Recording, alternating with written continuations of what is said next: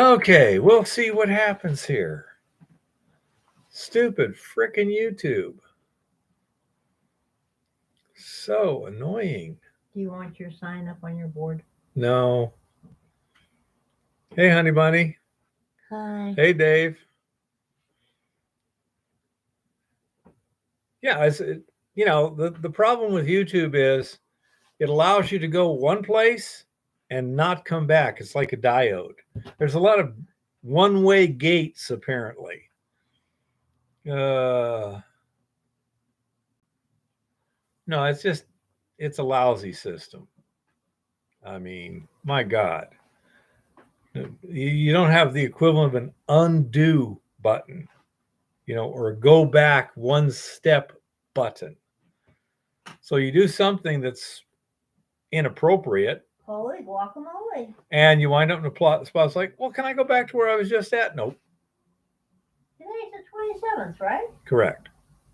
$2,015.70. What? Gold. Oh, we're at 2015, huh? Gold is at $2,015 right now. Holy shit! Silver's at $24.68. And silver's at $24.68. Woohoo! Goodness gracious. Let me see. This is what's frustrating is I'm afraid to go back to YouTube on a separate tab and try and shut down my other stream or whatever. I think I've got them both turned to private, which should kick everyone off, but gee willikers. Anyhow, yeah. I don't know. I'm going to be working on it later. I mean, right now I'm just going crazy trying to keep up with all the stuff while we still, can get around. There's Elon wants to fix Gaza. He wants to fix Gaza. Good luck on that. Elon offers to help build a de-radicalized, prosperous Gaza after touring a ravaged kibbutz with Netanyahu. Yeah, good luck with that one. Anyhow. Great. So, again, we need to try and focus more on gold mining here. Yeah. So, anyhow, 5:59 should be everyone loading up here real quick. We got 9 so far. At airports in the U.S. was yesterday. Uh-huh. So, we had a good Thanksgiving. It was quiet, and we did a lot of cooking for us. I mean, one geezer and one beautiful middle-aged lady don't eat a whole lot of food. So we don't need like a million different dishes. So we had turkey, keto stuffing, gravy, homemade cranberry sauce. I had cheesy cauliflower rice. And Easy had cheesy cauli rice. And that was basically it. Also, my stomach's so much smaller, I was like, if you try and eat 5 servings of different stuff, good luck with that. Instead, you ate 5 servings of cranberry sauce. Not full servings, no. And that was like 2. Mm-hmm. But anyhow, so we did that, and then we watched some movies, and that was Secondhand Lions and The Ultimate Gift. They're both good movies. Ultimate Gift, it's a cool movie. It's more philosophical, more of an adult-themed movie. And hey, Rock, working on it. And so it's a good movie. I would recommend The Ultimate Gift. Eva says she likes to watch it because then she can say, I got that one, that one, that one. So we basically, we have all the gifts that are listed, all 12. The other one, Secondhand Lions, I think it's just a fantastic movie. It's a family movie. It's not a big blockbuster anything, but it is really, really good. We might do something like that, Rock. I say, I don't know what the problem with YouTube is. their whole system is so kludgy. You should have an undo button, or go back one step. What did Rock suggest? StreamYard. I say we'll be researching that here shortly. We've been working just too hard to get stuff done in the field. But I say so. That's what we did, and then we canned a bunch of extra turkey. We got 12 quart jars. James West says, "Is Bitcoin coming back?" Have no clue. I'm not a big fan of owning something that has absolutely no tangibility to it.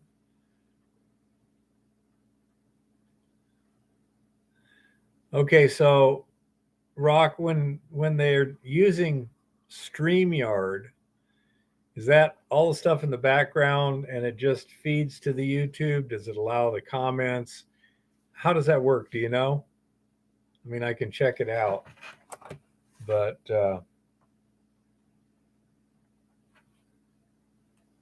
say my problem is all the YouTube crap. They got all these different options and everything. The one option they never give you is, I think I screwed up. Could I go back one step? No. But anyhow, so we had a good time and kind of relaxing. Yeah,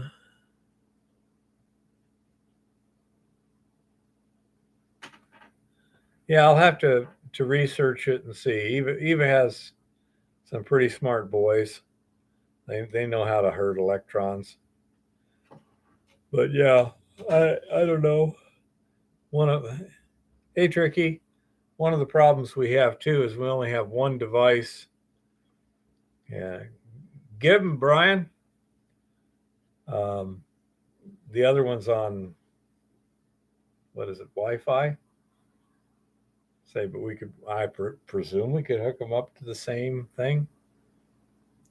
What pH? We use a pH of 10 to 10.5 for our leaching. We arrived at that by doing bottle rolls at different pHs to see how it worked. And the 10 to 10.5 seemed to work better than the 11 to 11.5, which was recommended by the manufacturer. I don't know in your application whether that would be the case, but test it. Obviously, if you can do it at a more neutral pH, you're going to use less chemicals. It'll be a less hazardous solution, although it's not very hazardous, but I mean, it'd be a lot less alkaline at 10 than at 11. So that's how we arrived at that. We got a significantly but not major improvement in kinetics at 10 to 10.5. Had it been the other way around, we'd have had a little decision making. Is the increase in speed paid off by the increase in chemical use? In our case, less chemicals gave more speed. Wow, this is a tough decision. As a collector, we're using Max Water 104133 resin, although the Puro Gold something or other, I forget the name of it, from Purolite seemed to work about the same. It might have been a bit more selective. We have a little more testing to do, but we already have the Max Water 104133, and then we're stripping it using a hot thiourea acid stripping solution. About 10% battery acid, that is 9 parts water, 1 part battery acid, and what was it, about 1,000 grams of thiourea for 3 gallons of water. Hi Jeff. So that gives you some rough parameters. after the resin, where does the barren solution go? It gets recycled. We'll replenish the pH and Eco Goldex. Generally, if we just replenish the Eco Goldex, that's adequate. It brings the pH up. The Eco Goldex itself has some strong pH. I think probably sodium hydroxide. And so generally when we bring the Eco Goldex back, then we bring it back up. The barren solution is not the stripping solution, Brian. We remove the resin from circuit, put it into an entirely different device, and use an entirely different solution to strip the gold off of it and then electroplate it. Yeah. So I say it's a completely separate process stream where we physically remove the resin from the loading circuit and the leaching solution and put it in the stripping circuit with the stripping solution. And it does take a fair amount of battery sulfuric acid just to neutralize the resin. It has a lot of hydroxide in it somehow.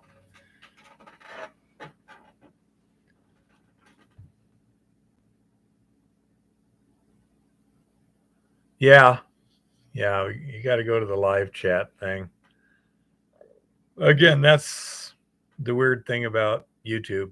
Well, one of the weird things. There's just a whole bunch of really kludgy stuff. Don't know why.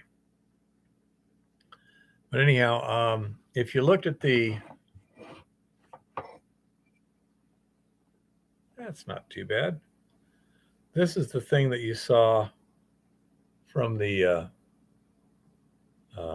let's see what happens if I turn this off right here. Yeah, it's much better. Anyhow, this is what you saw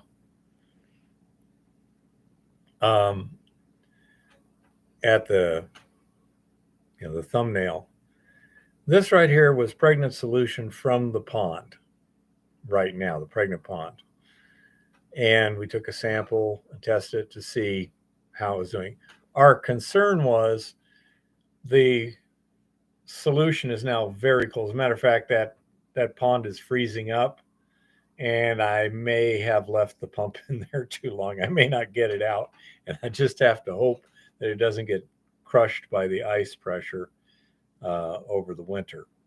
We're going to have some warmer temperatures over a week or so, so maybe I'll be able to get to it, and maybe, if the ice isn't too thick, maybe smash it up in the corner and drag the pump out. But anyhow, this was the pregnant pond. They can, Brian, absolutely. It's not that the resin itself does, but the containment filters at each end of the resin tend to plug up. So yeah, I've also got a preliminary particulate filter to mitigate that to some extent, but it's not completely. Then what we did, we took this pregnant solution here, put it in the fridge for a while, got pretty similar results. And then I shook the stuff that was still cold up and did it again. As you can see, it shows a little more result, but not a whole lot of difference. To test the basic theory, this was a standardized solution we have. It was basically a leaching solution. Yeah, well, so I can't pull it through the solid ice that the hose and the wire is going through. I mean, I can walk on it. So yeah, so we shall see what we shall see. Plus, I'm sure the hose is totally frozen right now. But this right here, we have a bucket of solution. We were doing some testing over a year ago. We wound up with a bucket of solution. We took it to the lab. It came back pretty good, 23.7 parts per million. So we just kept the bucket around so that if we needed solution for a test, we'd have some. And sure enough, we did. So I took this solution here and took a sample and put it in this well. And then we took some others and put it in a beaker and stuff it in the fridge for about 6 days. And I may have to get to that, honey bunny, but the temperatures are going to be a little warmer, so we'll see what happens. But anyhow, and there's clearly a difference. This is the exact same solution. The only difference is this has been refrigerated, and this has been kept at room temperature for a while. So that was interesting. This one here is a 30 part per million standard that we have, room temperature, and it looks fairly consistent. This is about, what, 60% of that? It looks about right. So it does make some difference, but we're not sure how much difference, in what way, and for what reason. Obviously, we could take a solution that has been, call it, cold treated, and then take it to the lab and have it thoroughly analyzed. Okay. Each one of these tests here costs us a penny. Each one at the lab is $25. Yeah, Brian, Matt, let me know how that works out. We tried a little zinc precipitation once. We didn't go real serious about it. It didn't seem to work any better than the resin. We have a bunch of resin. We have everything. So, yep, that's it.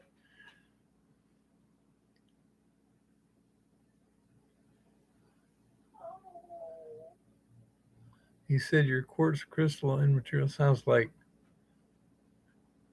scheelite and topaz. Interesting.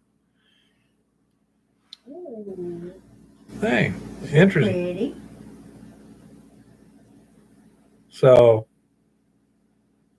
yeah, that could be interesting. I'm busy looking at Oh, clothing. Jimmy, I talked to Lauren, and he thought the idea of going burbot fishing in February would be great. So, if you want to go burbot fishing, and contact around sometime in January, and we'll see if we can get it lined up. Okay.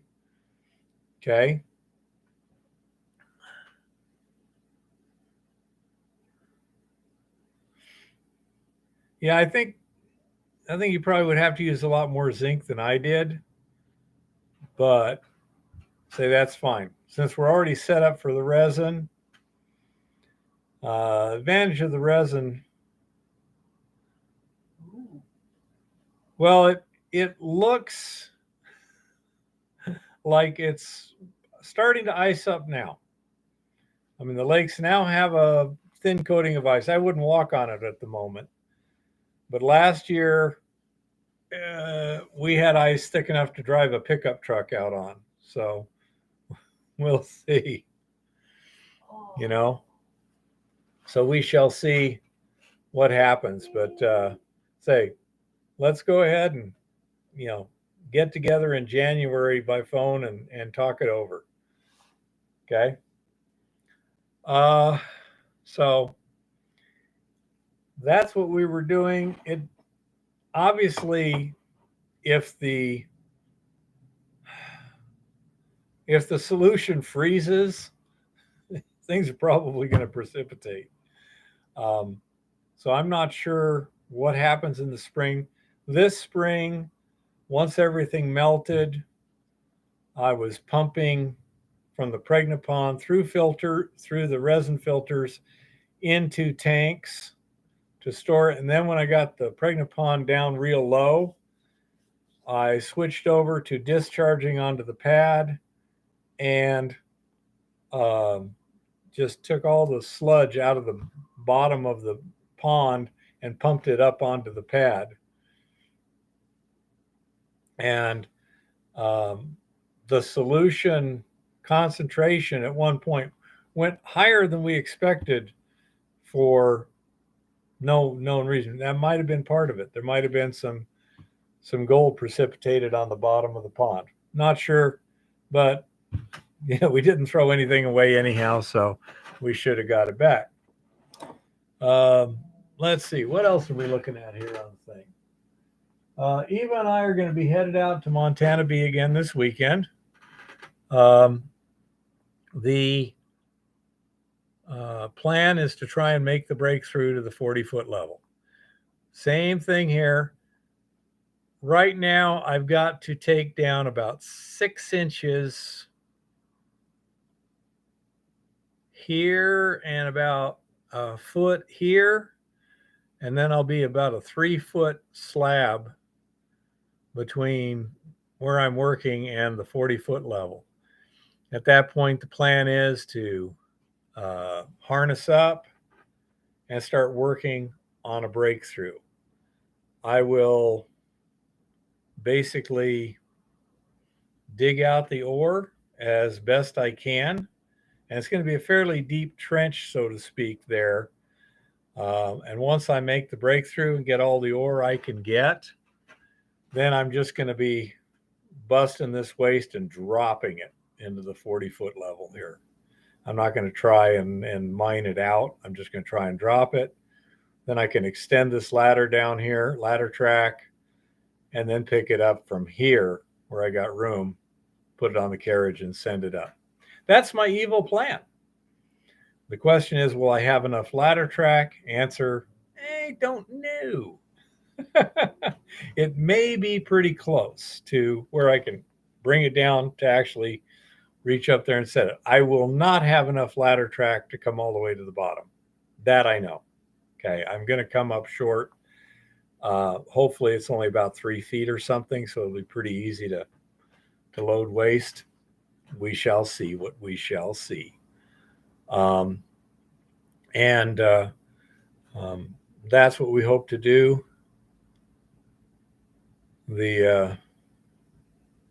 Let's see what this is here. Let me close that extra tab there. Yeah, we got plenty of cable for that.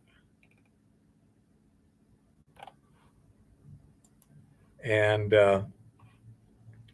the electrical cord last weekend, well, the last time we were there, 2 weeks ago, the actual plug on the cable was about here, so to speak. So we got definitely enough cable to run the Hilti in the area that I need. Whether it would go down to the next level and function, probably going to be a little short, but I don't need to break rock down here. I need to break rock up here. So I should have plenty of that. In terms of hoist cable, yes, I got plenty of hoist cable. Shouldn't be a problem. And I've got a sleeping bag loaded up for Eva so she can sit in a nice warm sleeping bag. And what is that doing? Okay. And that should make life a lot more pleasant for her. And we'll see what we can get done. We got to finish emptying all the buckets and cleaning them and loading the trailer and all that other stuff. We got 2 days to do it. Well, even that's of limited usefulness. We have tarps that we could use, but it's just damn cold. And so I have a couple of 0-degree sleeping bags. And that should work pretty darn well. You know, it should be right around freezing is what it looks like. I'm not going to have a problem because underground it's not warm, but I was working in shirt sleeves last time. I wore a long sleeve shirt open on top of the t-shirt, and that was plenty. Not a problem. So I don't have a problem. It's Eva who's just sitting there that has a problem staying warm. Y'all understand how that works. But we got her a lot better insulation. We got her more clothes, more warm clothes and stuff. So all in all, I think she'll be fairly warm this time. When y'all see the video, I will look like a giant featureless blob. with eyes. So anyhow, that's our evil plan. And what else is on the list here? Mica. Okay. Um, you probably saw the video this week. Make us masters of strike and dip. The Stay Puft Marshmallow, Eva. Yep. By that, do you mean you want me to go through what strike and dip are again? Okay. I'm just a little unsure as to whether that was a request or just a statement. Um, but it was nice that Jake, some of you might have remembered a couple weeks ago, somebody named Jake got on and was asking about that. And he sent me some pictures, and I was looking at them and it's going like, wow, if that's gold, that's a lot of gold, which right away is a real good indication it's probably not gold, you know, because anytime I've seen anything that looked like a lot of gold, it turned out to be something else, you know. Hey, Lars, how's it going?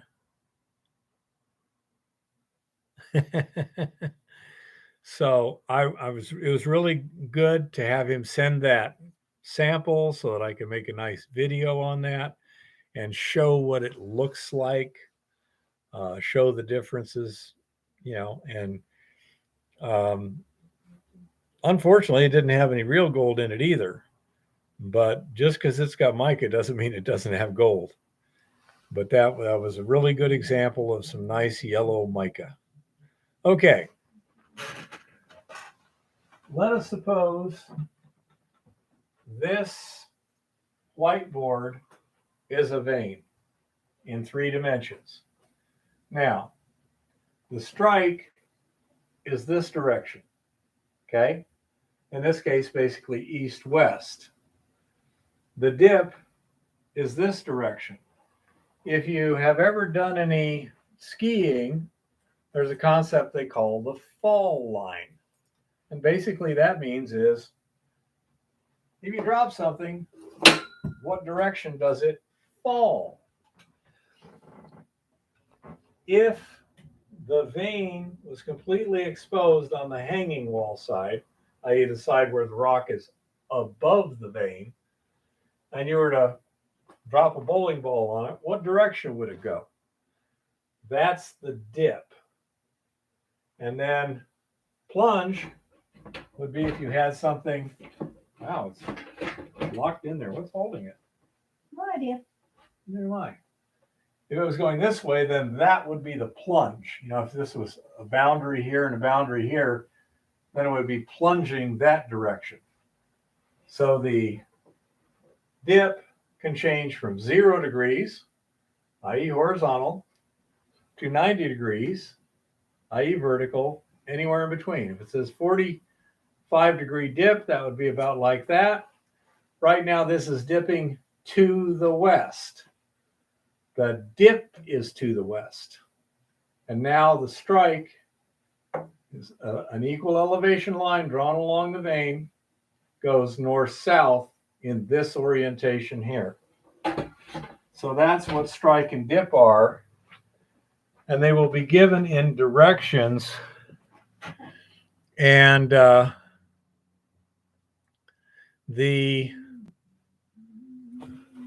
scheelite, I believe yeah, there it is. Honey Bunny got it.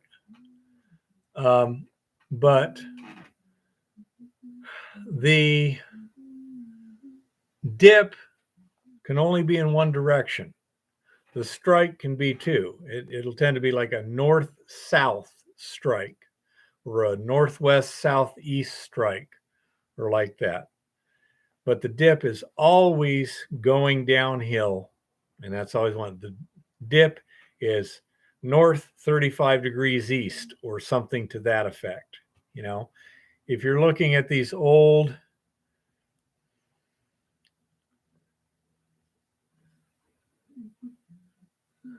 there you go. See, that's what happens when you have a real professional here instead of me. You give the azimuth of the strike so the dip is at degrees to the right. Okay. You know, but Can you explain azimuth in English? the direction on the horizontal plane. North, south, east, west. Azimuth is in degrees. North, 0 degrees or 360 degrees. East, 90 degrees. South, 180 degrees. Another thing, if here is a compass, and this is north, and this is the strike. If this thing here was like 50 degrees, this could be called either a 50-degree bearing. Okay. It could be north 50 degrees east. Start north and go 50 degrees east. You know, if it was, let's change this around, get a little more complicated. Let's suppose it's 30 degrees here. So this could be either 120 degrees bearing or azimuth, or it could be east 30 degrees south. Okay, this is a more archaic method. This is the more common method nowadays. Okay. Yes, for an azimuth, you start at 0 degrees is north and then go clockwise from there.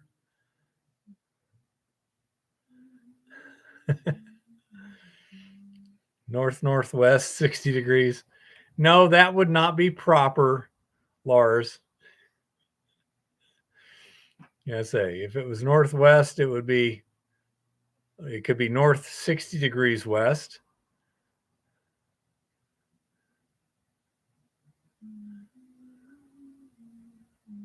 Okay.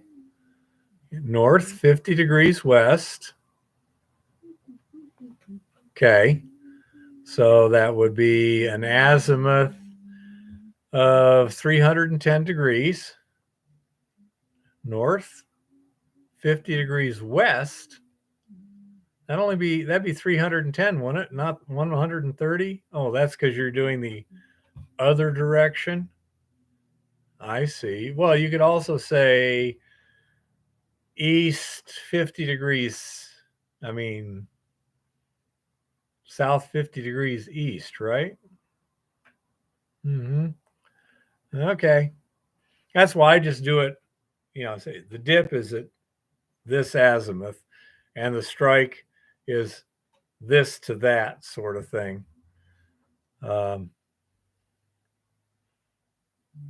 And that way you can't have to interpret anything. There's only one possible way to do it.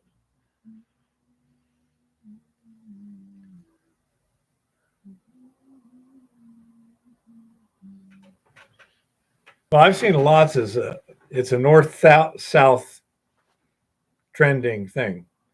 It goes like the ridge was north 10 degrees east, south 10 degrees west. Something like that. So I say there's different ways of doing it, but yeah. Say it's one of those things that I prefer to write it, among other things, because I'm not a real professional and I'm not dealing with only professionals. I like to express things in a way that is not possible to misinterpret, but that may not be the convention, so to speak.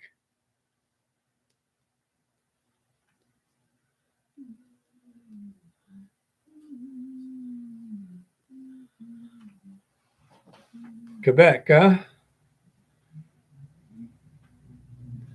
So these are some of the things to just express that.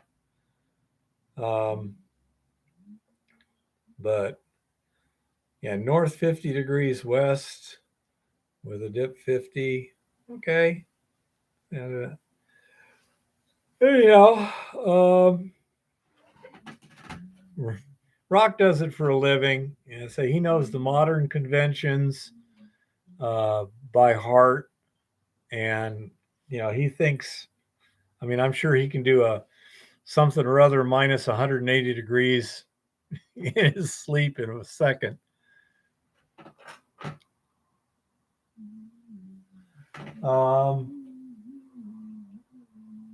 Dave came up on Saturday.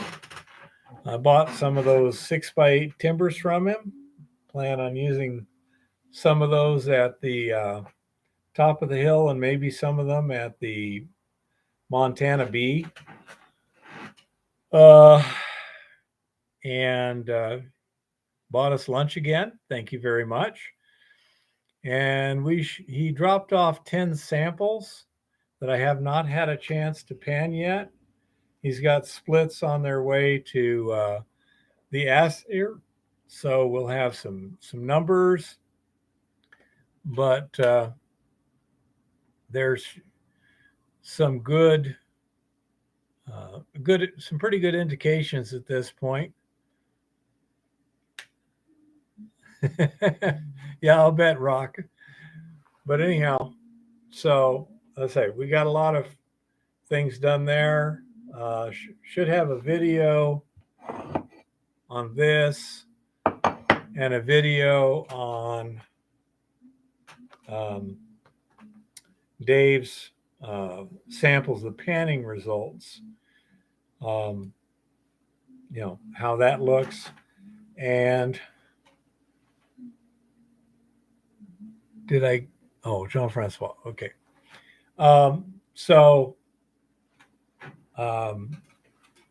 We should be going down there in the not too distant future to actually look at the mine and look at the feasibility of mining various things and getting things ready for actual production.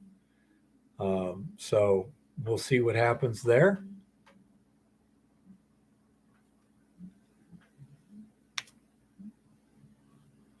Grams to the ton is 1,000,000 to 1. Absolutely.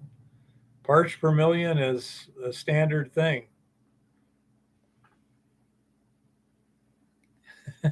Does your quad do the Kessel run in less than 20 parsecs?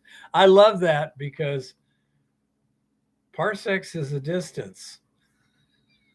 And no, our quad does not do the Kessel run in less than 20 parsecs. It won't do anything in a parsec. It would be our millennia. Quad would not even be useful when trying to bullseye womp rats. Okay. Yeah. Although with a pack rat, we might be able to get one. So, yeah, Jeff. Grams to the ton, parts per million, very common in most countries. Not in the United States, of course, because we're different. Two kinds of countries in the world: those who put a man on the moon and those that use metric. But you have a real bias against metric. I learned the other one first. Metric has some advantages. Certainly. I learned the other one first too, and I have to admit I only use metric for a very narrow range of things. Yeah.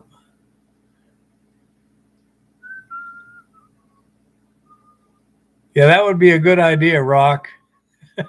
You might want to run governors on them just for sure.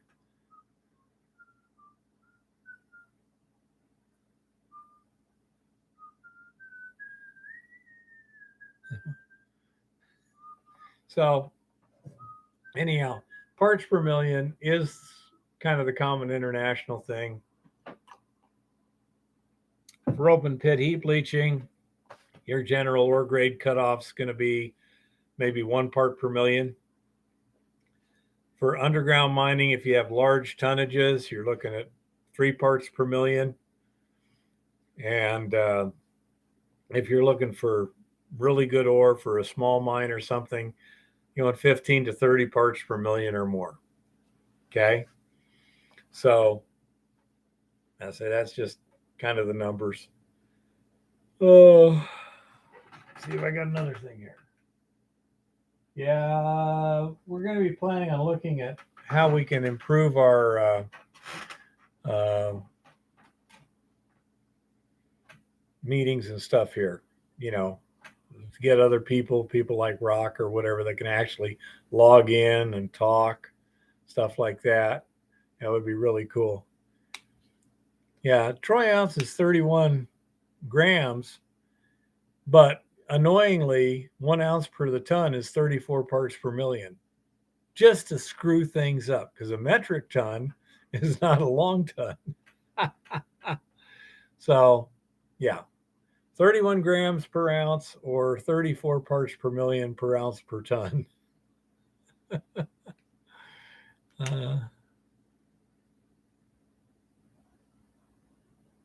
Let's see.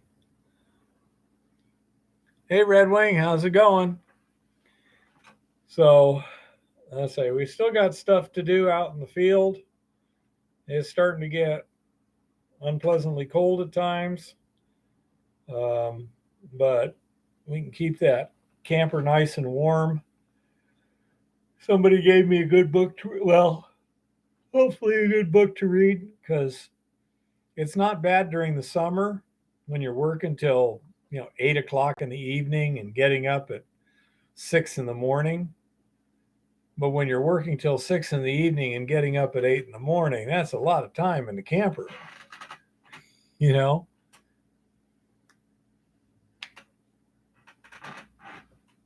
So I say it's just one of those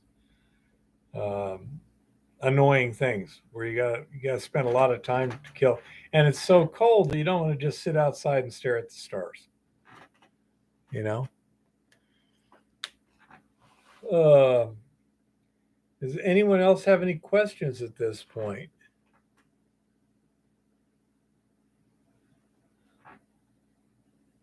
Justin and Justin? Nope. I thought Jason from Mount Baker did a really good job explaining the blasting, etc. He went into sufficient detail so that the novice would understand it, but he wasn't too confusing or too complex. But boy, that delay system is totally different from stuff I've used before. It makes sense, but oh man, the spaghetti. As you can see, it creates a lot of spaghetti at the face. I would be tempted just to have like twist ties, um, just to keep things a little more neat, or a little tape or something, a little electrical tape, coil them up, something like that. That whole gigantic spaghetti thing just would really annoy me. I've used uh, various delays on an electric circuit.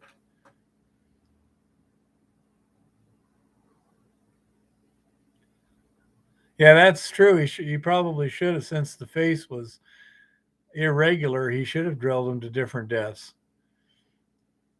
Um, but I have no idea if he opened his pattern too far. The other thing that I winced a little bit was when he put the cap in the back of the um charge, put it in there, and then rammed it.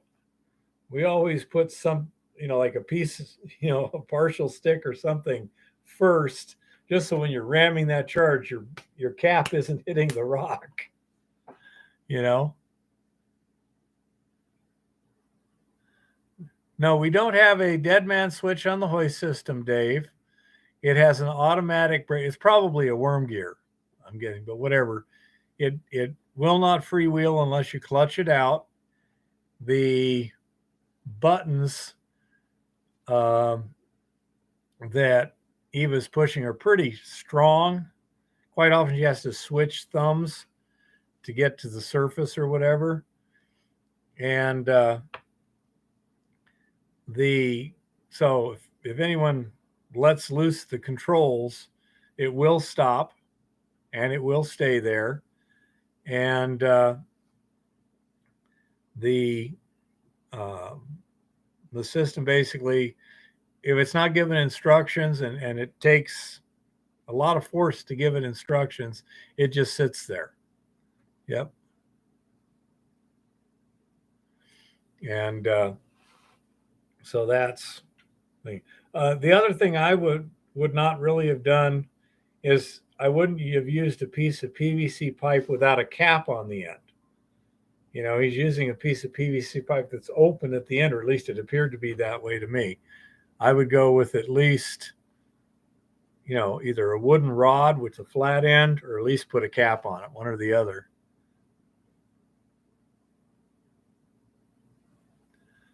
Okay, 18. You may be right, Rock.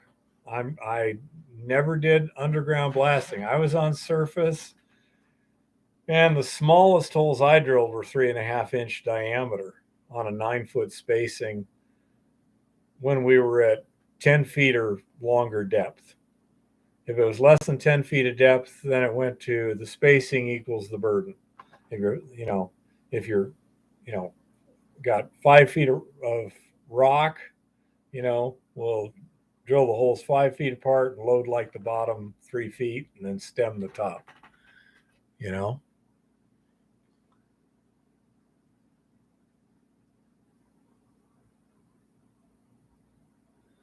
Yeah, I'd say it looked like it would work, but again, most of the stuff I did was on surface, and my holes are 9 feet apart or larger. I did everything from 9 to 13-foot patterns, and when we were using delays between rows, I mean, we were using det cord along the row to initiate the down lines, and between the rows we had a delay. And the det cord came into the delay and det cord came out of the delay, but we had a lot of room to work on surface. He did not. Negative, Jean-Francois. I'm trying to avoid being directly underneath it while she's hoisting. Looking at the possibility of just putting in a man-rated braking system that someone will use as fall protection, with a 350-pound load limit, where as long as it's moving slowly, it lets it go. But as soon as it starts trying to move, it hits the brakes. That would be superior. But I'd also have to modify the head frame a little bit too. And I just haven't got around to it. What I usually do is I will not be directly at the bottom of the ladder track. Is it ideally safe? Absolutely not. But I'm just trying to get this thing done, cutting a few corners, taking what chances, minimizing the chances I am while cutting some corners. But that's why I didn't mention anything. It's not good to show people how to take a chance.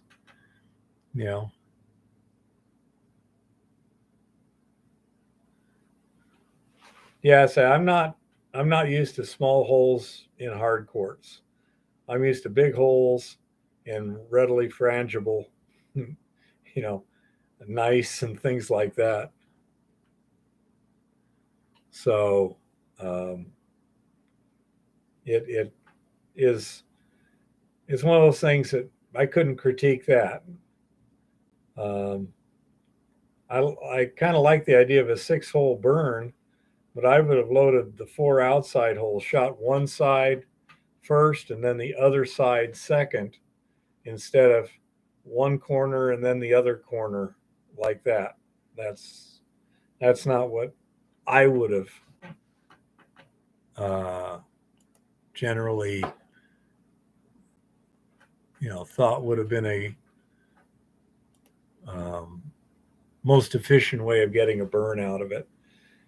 And aside from that, I don't know. So I say I had nothing really to critique, but say the places what I've worked didn't have that kind of uncontrolled spaghetti looking there. Yeah, and I understand it works perfectly fine, but yeah, that's another way to do it. I don't have any preferences or opinions on what's the best way. I mean, you can do a V cut too, V burn. There's all kinds of different ways of doing it.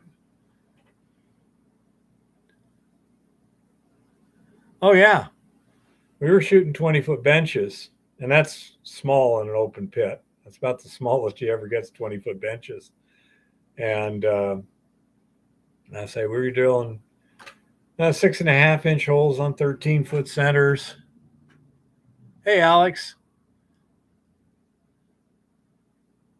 The other thing we did that they were not doing with that, hi, Alex, shot at Mount Baker was we would drill subgrade. We go 10% subgrade, but then we're just wanting a smooth surface when we're done. We don't care if it's a little broken beneath us. That just makes it easy to make a nice level surface for the equipment to drive over. When you're doing like they were doing, where you're shooting to a plain surface that you're going to clean off, uh, sub drilling doesn't make a lot of sense.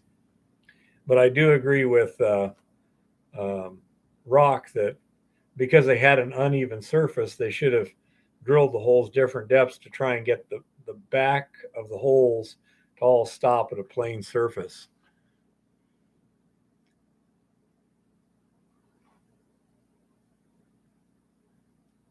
Huh.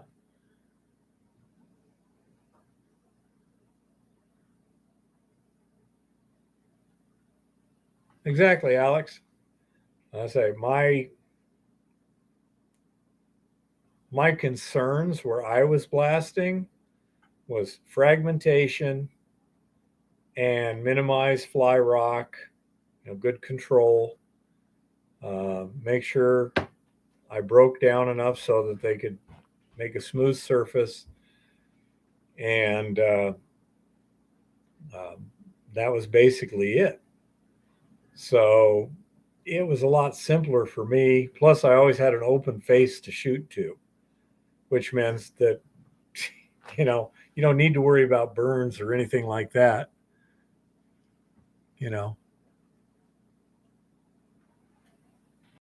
so I say that's just the way I was doing it. I shot 20,000 tons of muck within, and the back of those shots were 20 feet from a 2-inch PVC pipe laying on top of the ground. Took 4 shots, say about 5,000 tons each, before I put one rock onto the pipe. And, one break in that pipe. That's how easy it was to get good control and good directional control. The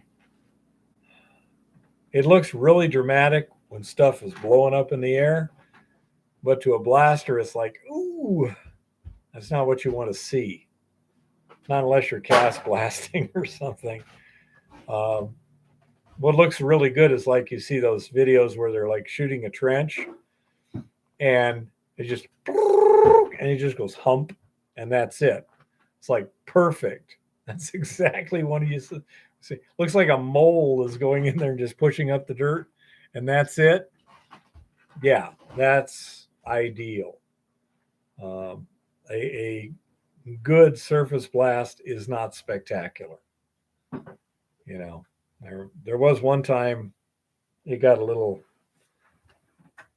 spectacular because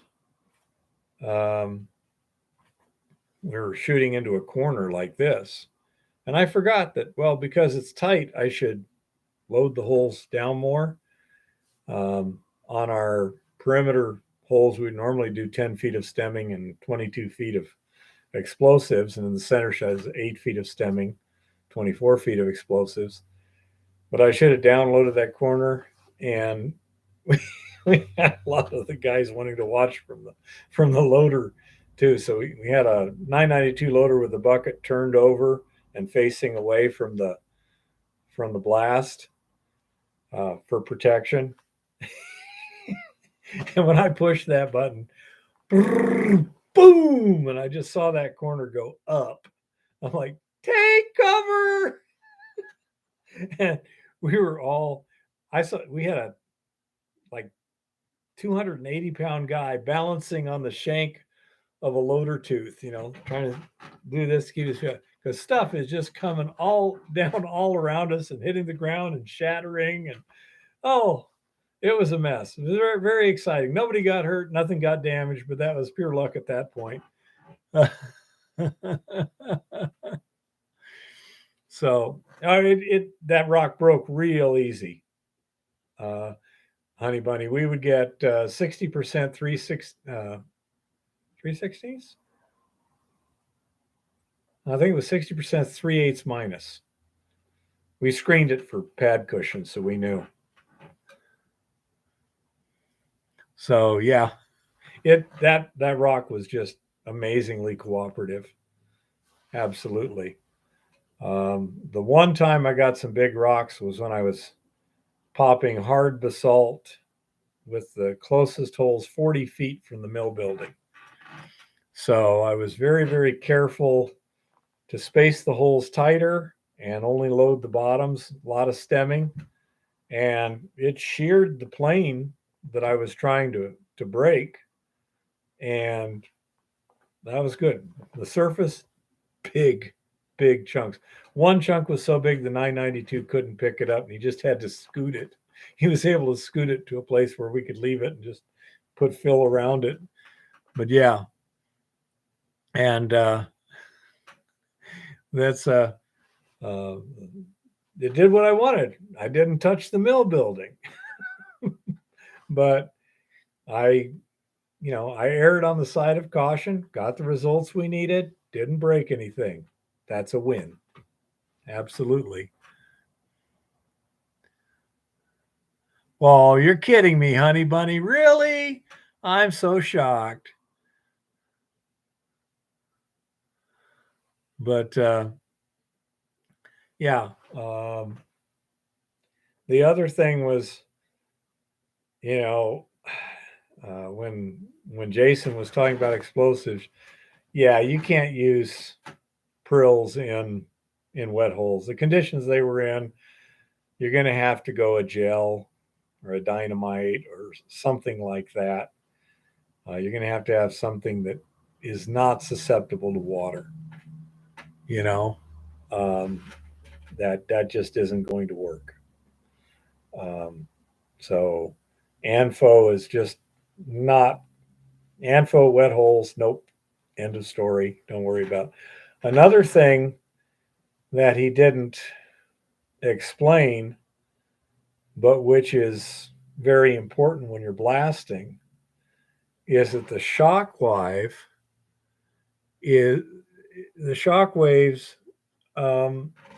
have to travel at a speed greater than the speed of sound in the surrounding rock to shatter the rock.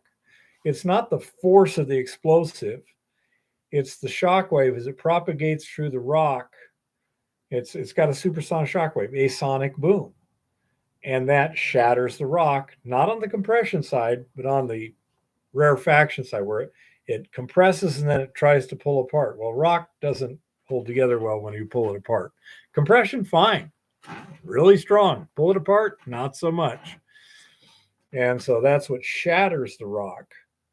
And for good fragmentation, you have to have an explosive whose propagation velocity exceeds the speed of sound in the surrounding rock. So you got a couple of things. You got the explosive itself. Different ones have different propagation velocities.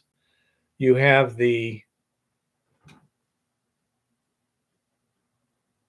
I don't know if it's a soliton or not. I mean, it's basically a sonic boom. But that, the other thing you need to know is the sonic velocity of the rock. And the third thing is the velocity of the explosive charge depends upon the diameter of the charge. Same explosive, larger hole, it's going to tend to go faster. Okay. And these are things that you have to look at what situation. I got hard quartz. You look it up. This is your velocity. Let's see. What is the velocity of hard quartz here? Speed of sound in different rock types. I know in hard granite, it can be up to, almost 16,000 feet per second. Basalt, is that meters per second? Yeah, meters per second. 5,000 to 6,000 meters per second. That sounds right. But it doesn't have quartz. Huh. Anyone know how much it is in quartz? Way faster than the speed of sound in air at sea level. Yep. 12,400 feet per second. 5 to 6 kilometers per second. So that's about 3,000 feet, 15 to 18,000. That's, good hard granite is like that. I'm not sure what quartz is, but I wouldn't be surprised.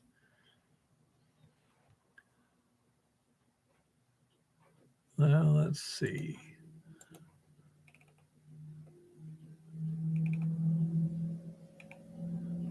Well, they got calculations and stuff.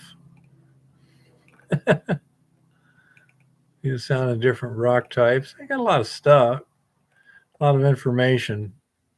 But anyhow, that's what you need to do to get good shattering. You need to have supersonic shockwave. And if you don't have that supersonic shockwave, it's not going to do nearly as good a job. You're going to need a lot more powder to break the rock.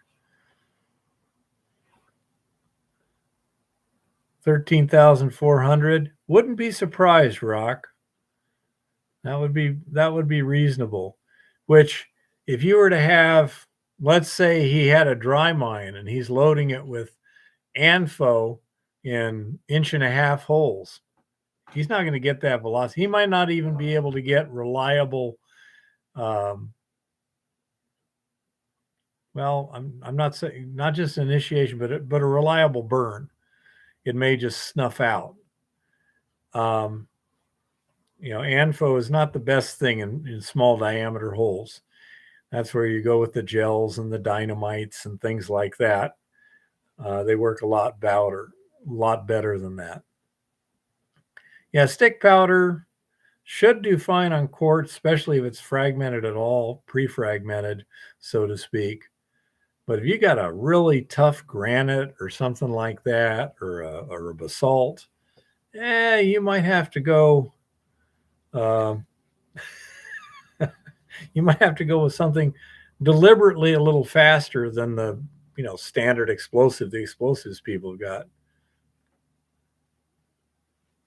How big of holes are they, and what kind of rock were you using it in? Rock.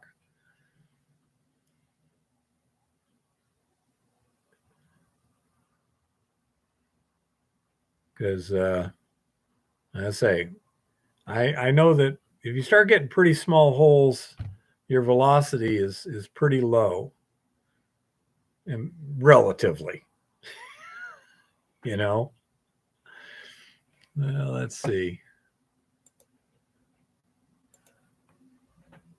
speed of ANFO detonation in different hole sizes.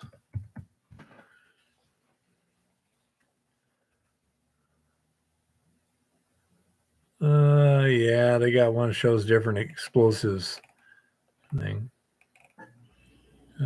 Chemistry, blah, blah. Open pit, Sanfo high explosive. A low sensitivity high explosive.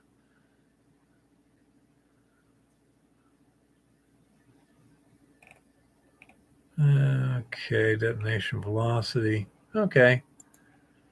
Whatever. Volcanics or metasedimentaries. 1.5 inch. That's not too much. I presume you were setting it off with a partial stick of something with a cap.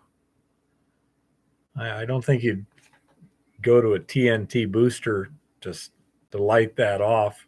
Just a stick, like a half a stick of powder with a cap in it, right, Rock?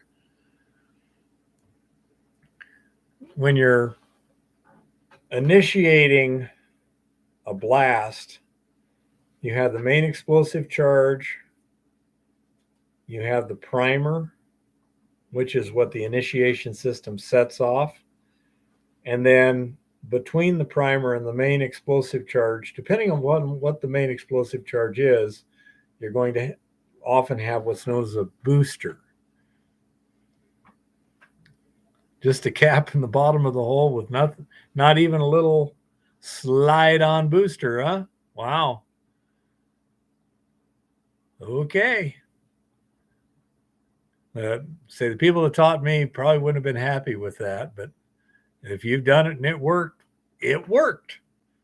That's another thing that a lot of people get emotional because somebody says, well, that won't work. Okay.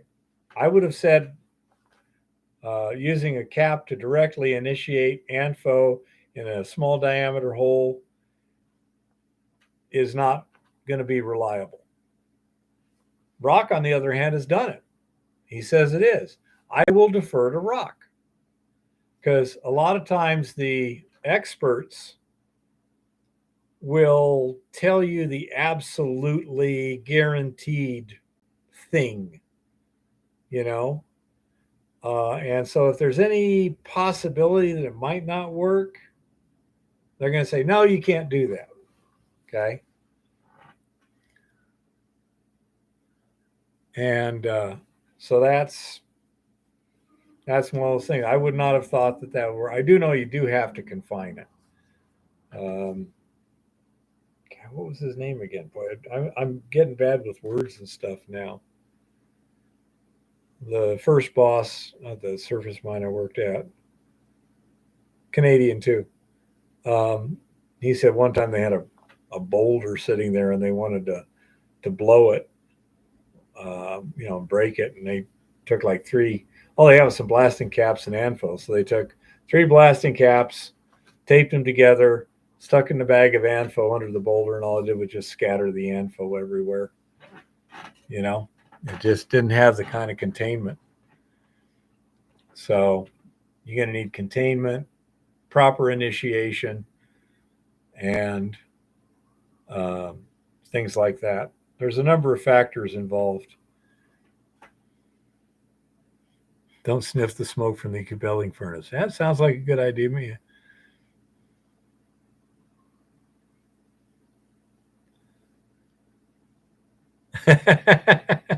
Yeah, I might be bad with that parallel hole thing. Yeah, Jean-Francois. Probably just age. The neurologist can't find anything significant. But yeah, it gets very, today we had a helicopter fly by and I couldn't. UH-60, I believe you were. No, it's similar to a UH. It's not. It's not a UH-60. It's a. I looked it up one time because I was watching these things fly around here. It's like that looks a lot like a Black Hawk, but it's not. What is that? And it's some kind of Eurocopter thing, And so I, this thing came flying over the head, and I mean it was low over the hill. So all of a sudden we're doing our thing offloading the buckets of ore from the thing, and I mean that chopper was on us fast and loud. And I'm looking at it, and then Eva was saying, was that a Huey? And I'm like, no. No, I actually said it was too big to be a Huey, but it reminded me of one because it was round instead of all. Let me see. Somebody says DDR3 helicopter. It was nice and rounded shaped, not all jaggedy and stupid looking like new things. Okay, that apparently wasn't a helicopter you were talking about. An A-Star.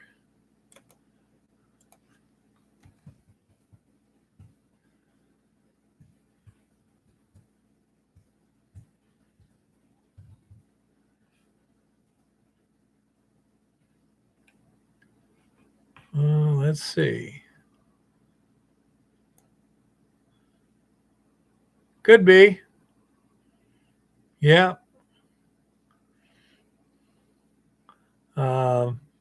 Little one? Mm-hmm. I think that's the thing, because it looks almost like a Huey, but it's not. Yeah. Yeah. An A-Star. That kind of looked like it, but it was black. Well, yeah, it was dark OD. It was dead matte black. I expected doors to open on the side and machine guns to come out. It was really cool. Yeah. Just saying. But anyhow. No, it wasn't in closed tail rotor. But yeah, as I say, the thing was, it went by and I was trying to tell Eve, I said, if it was American, you'd expect that to be and I'm like, and I just couldn't remember Black Hawk. I was like, I couldn't remember. It's, like a Huey is a Kiowa. And I thought Huey was an Iroquois. Oh, an Iroquois. That's right. And the Kiowa Warrior is the little one, the little bell. And then you've got the Apache. They made one called a Comanche for a bit, but it never went into production. And I said, but it's kind of similar, and I just couldn't remember Black Hawk. It's very, very known.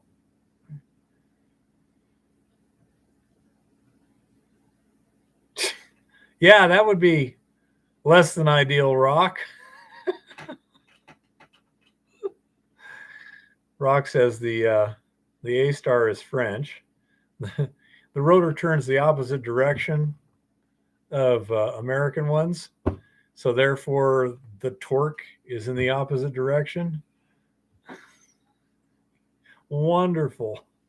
I have no idea. All I know is it was black, it was flying roll, and it was really, really loud. Oh, yeah, it was really loud. No, it's the other side of the pond, Brian. Yeah. But, yeah, I'd say my memory is just not what it used to be. There will be things, I know that, but I just can't grab the word for minutes sometimes. It's very frustrating and kind of scary, wondering how bad is this going to get, how fast. But they can't find anything, so, no sense worrying too much. I was looking for people using explosives without a permit. Can't help you, honey bunny, especially on a public forum. But Couldn't help you anyway. That Sierra Blaster does a nice job of popping little stuff. It's not for production, But like in my case, the demolition hammer works 90% of the time. And for 10% of the time, especially after you've dug around it a little bit, it works pretty good.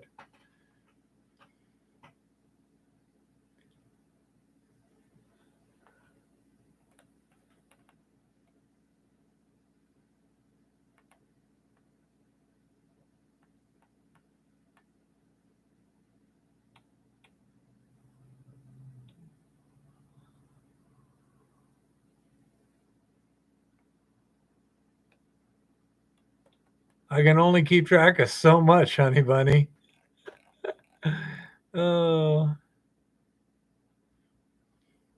the ATF was looking for people using explosives, not you, huh? Well, that wouldn't surprise me either, especially ATF is always looking for people. Especially with people using tannerite all the time. They hear big booms and, be frolicking about. But yeah. Oh. Right.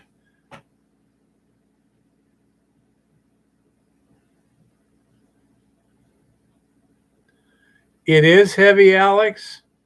What matters is how hard is the material that you're trying to break. If it is very soft, then you can go with a modest size hammer. On the other hand, if the rock you have is fairly hard or tough and you really need something powerful, the Hilti has a real good power to weight ratio, and it has active vibration reduction, which makes a big difference if you're beating on it all day long. I can use that Hilti all day long, intermittently, of course. I'm breaking stuff and then loading and like that, but I use it all day long. It doesn't beat me up. It weighs about 27 pounds, and it'll hit like a 40-pound Bosch, with less vibration. So I have a 40-pound Bosch too. So I know whereof I speak.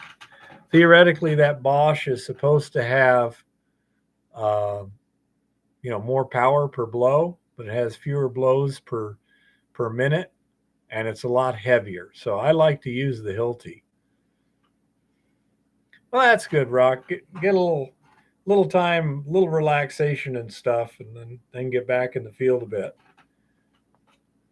Oh, of course it is. It's also way cheaper, Alex, and not nearly as powerful. There was a job where I was kind of helping some guys working on a sidewalk, and they had one of those Harbor Freight earthquake, things. And I had my Hilti. I was kicking their butt. It's a lot lighter, it's a lot less vibration, and it's more power. So that's why I like the Hilti. But you're looking at, I don't know, probably $1,700. Let's see what we got here. A Hilti TE1000. Hilti TE1000 AVR. There we go. Not the. Let's see. Versatile breaker. That it is.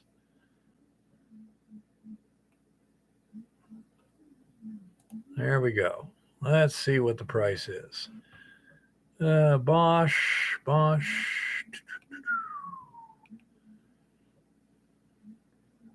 3-year protection plan, $179. Come on, where's the price? Buy new, $3,899. Holy crap, little one. How much? $3,899. You got to be shitting me. It's on Amazon Prime. Well, that can't be the best price on Amazon. Yeah, I'm sure you could get a better price. I had it rebuilt last year for $600. But yeah, it is not cheap. We bought it for $1,600. Basically used once. But it was at Home Depot, and they'd sold it to some guy. They were taking up ceramic tile, and they wanted to do this, and it would just kept breaking the tools. kept breaking the the wide chisels that they were using. And apparently they didn't read the instructions because there's a derating button on it. It has so much power that in some applications it's too much. And so it actually has a derating button. You push that and it gives you half the power just so that you don't do that sort of thing. It's that powerful. It's powerful and it's relatively comfortable. Of course, any big hammer like that's not going to be comfortable, but it doesn't beat me up like the Hilti does. Not at all. I mean, not like the Bosch does. It's a lot lighter and the same as the Bosch, but it's a lot more effort to use it. Okay. So I'll go with the Hilti. That's my go-to tool. The Bosch is a backup. If the whole Hilti ever goes bad, I can always use the Bosch until we get it fixed. But yeah, it costs $600 for a rebuild. But what the heck? And we've had it over a decade, so I suppose it wouldn't surprise me if it's gone from 1,600 used to 3,000 new. Yeah, it wouldn't surprise me. Good grief. It was those special big wide chisel bits that they use for taking up ceramic tile. It's got like a blade that's clamped into a holder and stuff. And that's what they kept breaking was that blade. I've never broken a Hilti bit either. I've worn them out. They don't wear out fast, but they do wear out. And it's a great tool. Yeah, like a 6-inch wide bit. Exactly. Makita, as far as I know, they make good tools. So I'm kind of a Hilti fan just because this thing has really done the job for me. Never been really disappointed with Makita either. For whatever I've never used anything of anywhere near this size to compare it with. But Makita's generally good.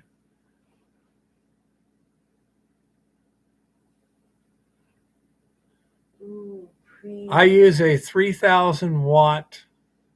What's the name on that generator? It's a Harbor Freight. Yeah. Well, it used to be at Harbor Freight. Predator, Champion. Champion. I use a 3,000 watt Champion. I think it's like 3,600 watt Champion. Last time I bought one, it was like $360, including the little wheel kit and stuff. And that, is it a great generator? Nope. Does it work? Yeah.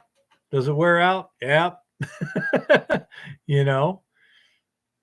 So the thing is the price. I mean, a Honda generator of the same capacity. Let's see. Let's try Champion 3,000 watt. Let's see what it's going right now. Champion 3,600 watt generator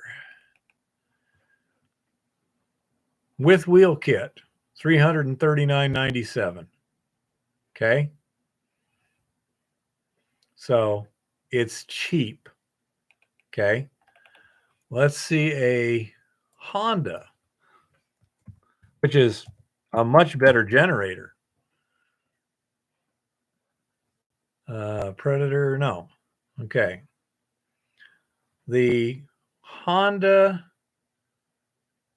equivalent is about $1,700. And Hondas are amazing. They're quieter, they're more reliable, they last longer. You bet. And they cost 5 times as much. Not only that, but it's almost impossible. Even if it needs a carburetor rebuild, you could be sitting around months waiting for the carburetor to be rebuilt. And therefore, to me, the Champion made sense. I could buy 3 Champions, wear them out in the time it takes and still have, $600 left over. So, as a general rule, a spare is nice. So if you spend $700 on two champions, as opposed to one, you need, to more than double that to buy one Honda. If you need quietness, yeah, Honda, absolutely. They make some really, really quiet generators. You know,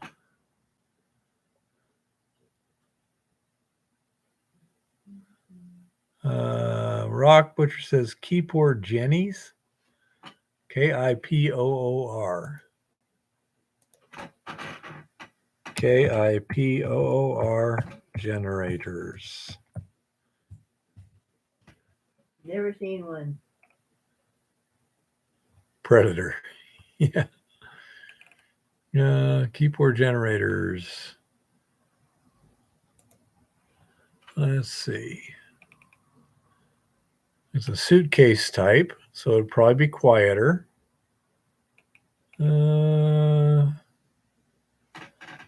Because it's got the side panels and everything, it should be quieter.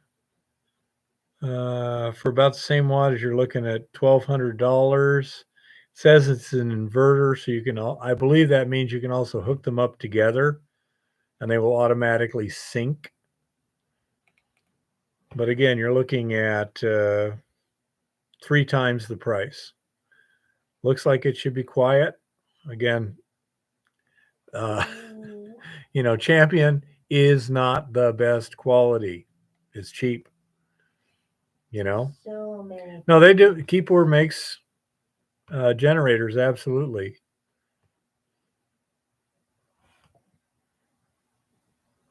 Yeah.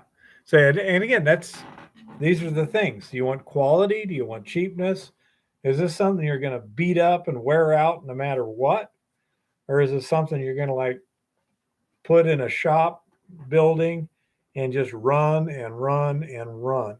Yeah, I mean, if we were Big difference. using a generator, if we were using a generator under ideal conditions that we wanted to last and run reliably for decades, it would be a Honda.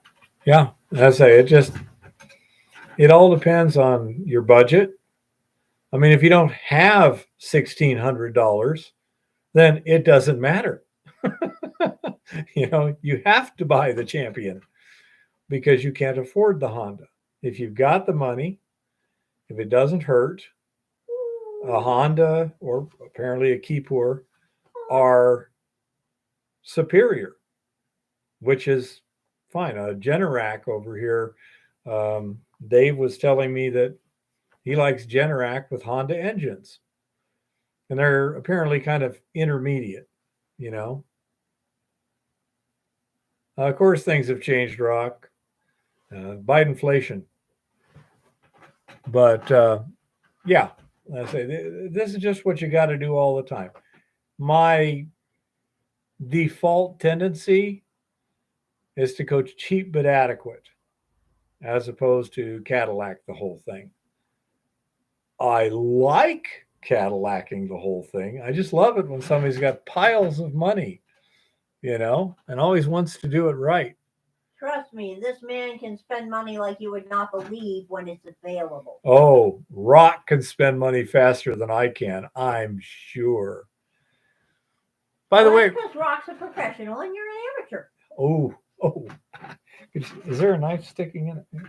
But anyhow, hey Rock, what's the general price today of core drilling, like say 1.5 to 2-inch cores? Okay, per foot or per meter or whatever. What is that running now? I just kind of curious. Oh, it's gorgeous. And what is reverse circulation running nowadays? Just wondering what the current price per foot on these things is. What are you looking at? Cats?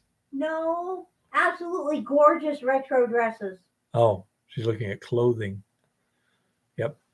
I'm looking at Temu. I want to shop like a billionaire. Okay. Just general industry standard prices. Rock, just nothing confidential or anything like that. Just if I needed, 5,000 feet of reverse circulation hole drilled or 2,000 feet of core drilling, roughly what's it going to cost? Because you've also got things like mobilization costs and stuff too. You take care, Tricky. Hug the babies. Hug the babies, Tricky. You know the old saying, Bear, if you have to ask, you can't afford it. No, in a case like this, you do have to ask. I'm not paying for it. Yeah, I couldn't afford RC holes. I mean, it used to be. I used to be operating. This was back in the 80s. It was like $10 a foot or something when you're, including the mobilization cost, etc. They'd come out there. You have to pay the mobilization, then they charge like $10 a foot per. And I think we had them drill like a couple thousand feet, something like that. We were just trying to punch holes where the pad was planned to go to make sure we weren't going to cover up a big ore body. That would be a bad thing. So I'm just kind of wondering. It looks like somebody behind. Let's see. But core would be about $80 per meter. Well, that's not too bad. Mm-hmm. Yeah, $25 a foot. Mm-hmm. Not too bad. Well, it used to be like $100 a foot when I was running around. Hi, everybody. A few little things to mention on this week where there has been absolutely no news whatsoever. I make game-changing cranberry rum sauce. That man ate way too much game-changing cranberry rum sauce. I hardly got any. Bummer. Thankfully, cranberries are still on sale, and we bought lots of pint jars and half pint jars. So I'm going to make a lot more. Hi, honey bunny. Don't forget to mention the habanero cranberry stuff.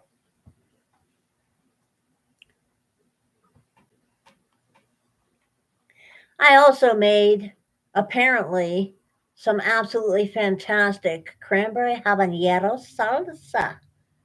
At least I'm pretty darn sure it was fantastic because Lauren sat there right in front of us when we brought it over to him and ate about half a jar with a spoon. The goddess cannot even touch habaneros. So there is that. I use gloves. I use proper personal protective equipment.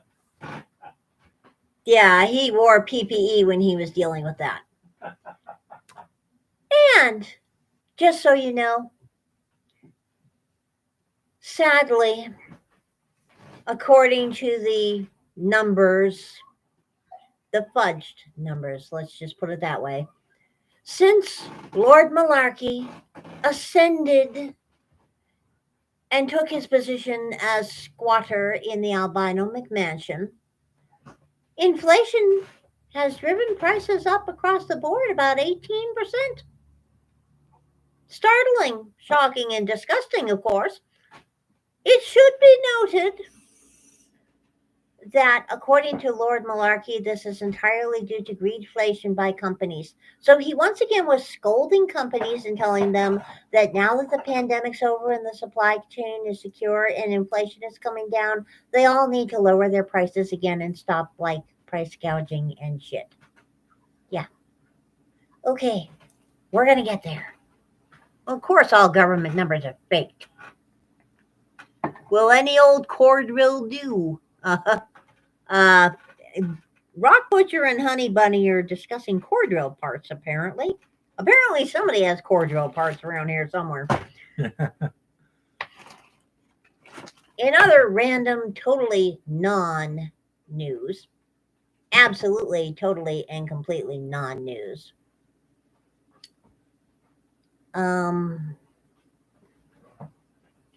The goddess recommends that you avoid looking at all the very scary charts at Fred, the ones that are still left, of course, because everything's going vertical and it really kind of looks totally Scary. double plus ungood. Just saying. There is that, you know. Other than that, there has blessedly been next to zero news this week. Well, yeah, let's see here. Well, I don't think anybody incredibly famous has died this week, so we've got no news there. I don't think there have been any new scandals out of Hollyweird, so we have no new. Oh, wait a minute. It's not really a scandal, but it should have been expected by now. Walt Disney's newest movie, Wish, is a total and complete bomb at the box office. The goddess is totally and completely unsurprised by this, of course. One has to wonder if the truth of the matter is ever going to sink in over there in Hollyweird. The goddess doubts. When they all go home because they don't have jobs. Sheesh. Oh, speaking of which, apparently the writer's strike is over, or something like that. I do believe that something happened along those lines as well. So, Glencore's Mutanda mine to produce less cobalt on ore depletion. Well, this might be a problem for the great green agenda. The big, bright green environmentalist machine, so to speak. Depleting ore grades of cobalt deposits at Glencore's Mutanda mine in Congo mean the miner will produce up to 15% less a year of the battery metal. 3 sources with knowledge of the matter said. Wow. 3 sources with knowledge of the matter. 3. The problem at Mutanda is shrinking oxide ore deposits on the surface. Glencore would have to invest in retrieving and processing the sulfide ores located below the surface, the sources added. The London-listed miner is carrying out a feasibility study, which one of the sources said is expected to be completed soon, to assess how much it would need to invest and whether it will. Glencore declined to comment. However, further investments would increase cost of production at Mutanda at a time of weak cobalt prices. Cobalt metal priced at around $16 a pound is more than halved since June 2022, partly due to flagging demand from the electric vehicle sector. The goddess remembers hearing something about electric vehicles. What was it? Was it Ford? I do believe it was Ford that was supposedly building a huge domestic EV plant someplace like in Minnesota, Detroit, wherever. Yeah, they're scaling down the size by 1/3, scaling down the jobs by almost 1/2, and kind of stretching the timeline out a little bit here.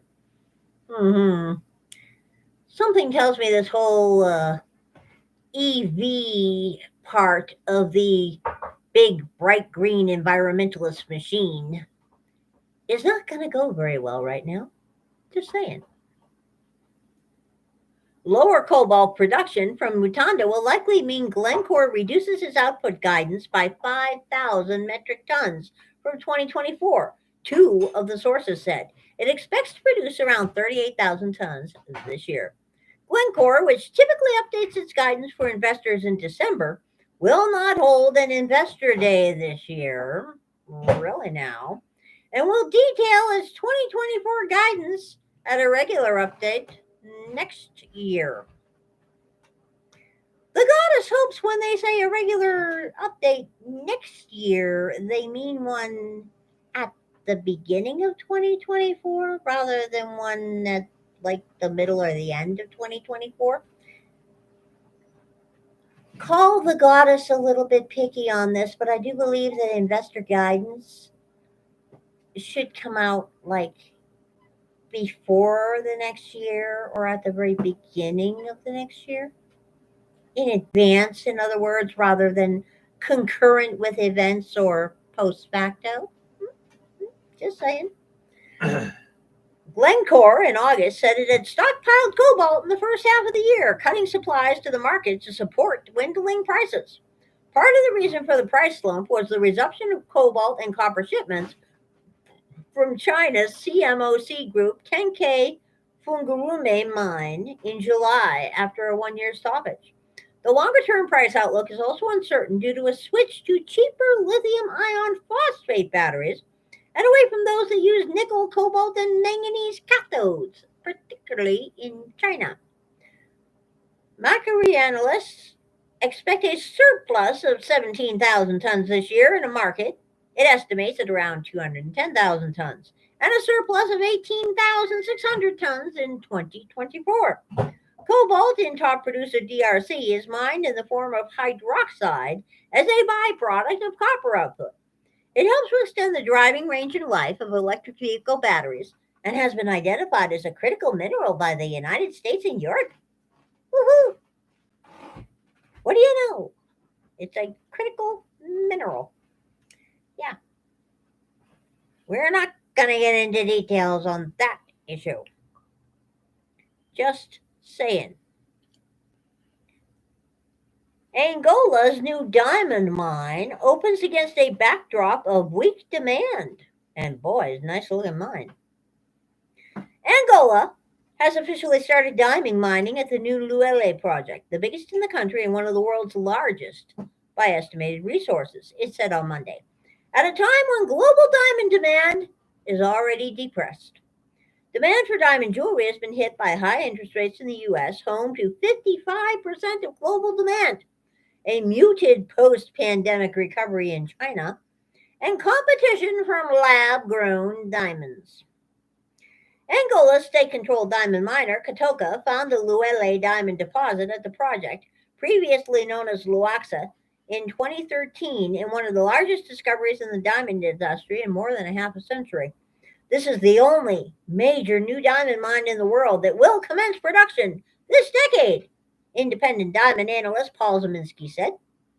Luele's resources contain an estimated 628 million carats of diamonds, with a lifetime of 60 years. The goddess only has one question. Are all these those boring, clear diamonds, or are there some pretty colored ones? Just asking.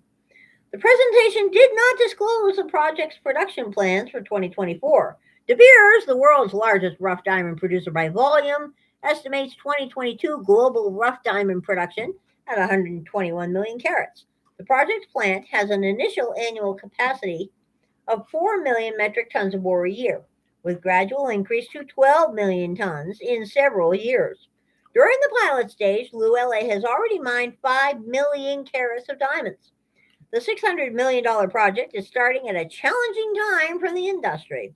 Demand for rough diamonds has been weak in recent months, with India, cutter and polisher of 90% of the world's rough diamond, asking the global miners to stop selling at the gemstones to manage accumulated stocks.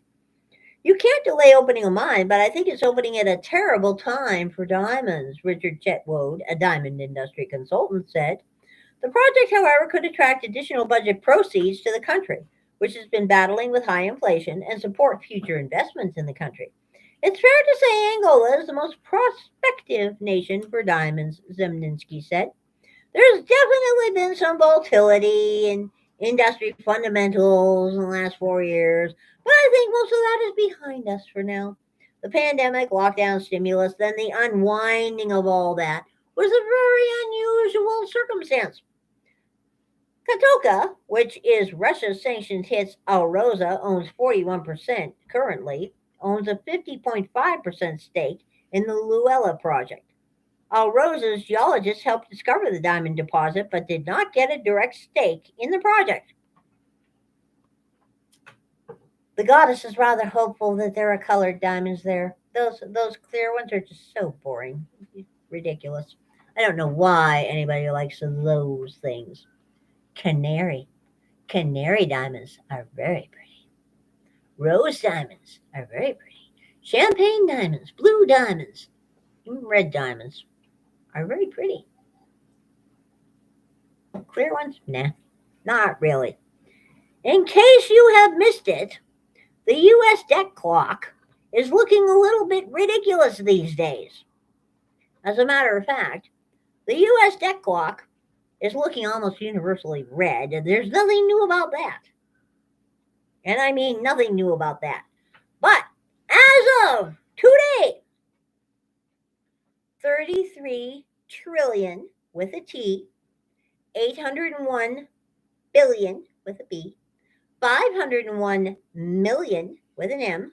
Well, 502 million with an M now. It just ticked over. 200,000, and that's what's second. 723.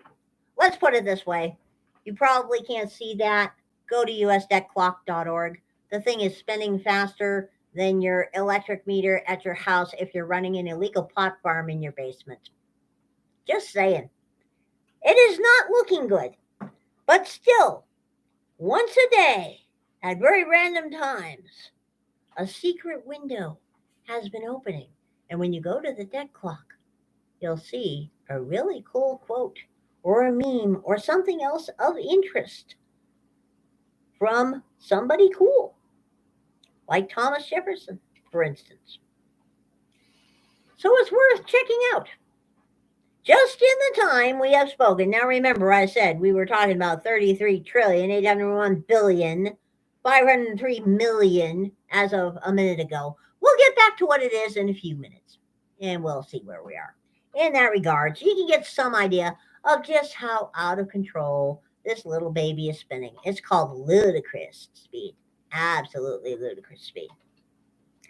Meanwhile, Americans may soon regret trusting the Fed and holding cash. Honey Bunny, can we try and tone it down a little bit? This second week in a row where things just kind of got out of hand. Okay, come on, guys. Let's, you're really excited about stuff and everything, but let's try and keep it very friendly if we can. Thank you. Yeah, apparently Americans may soon regret trusting the Feds and holding cash. The goddess has never trusted the Feds. And the goddess only holds cash until she can convert it to a good commodity like food or silver or gold. Over the longer term, gold and silver aren't the only assets that have been trading in a range. Stocks have also been struggling to establish a trend either higher or lower over the past 3 years. Demand for publicly traded stocks and demand for physical bullion aren't always correlated, but stock investors and metal investors do have something in common. Both groups are grappling with uncertainty, and that means some people are on the sidelines. The Wall Street Journal reports investors are sitting on record amounts of cash. They're a bit worried and don't know what else to do. There isn't consensus in the financial press. One story suggests investors punch the accelerator while the next urges them to pump the brakes. Meanwhile, ordinary Americans, who increasingly say they disapprove of Bidenomics, don't seem to be buying the government statistics the media is reporting.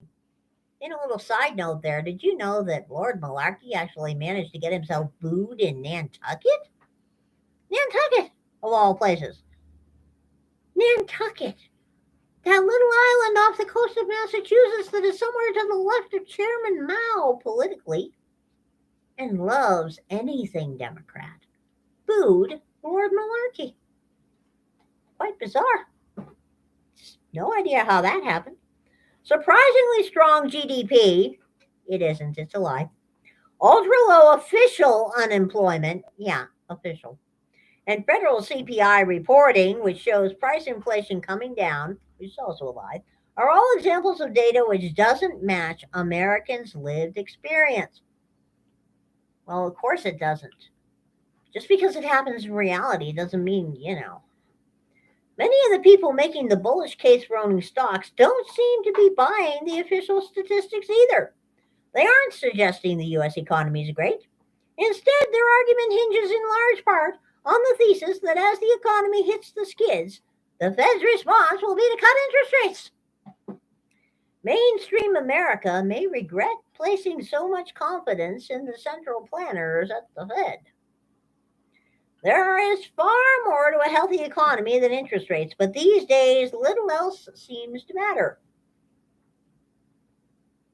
The record amount of cash on the sidelines isn't entirely attributable to uncertainty. People have been incentivized by higher interest rates available in money market funds.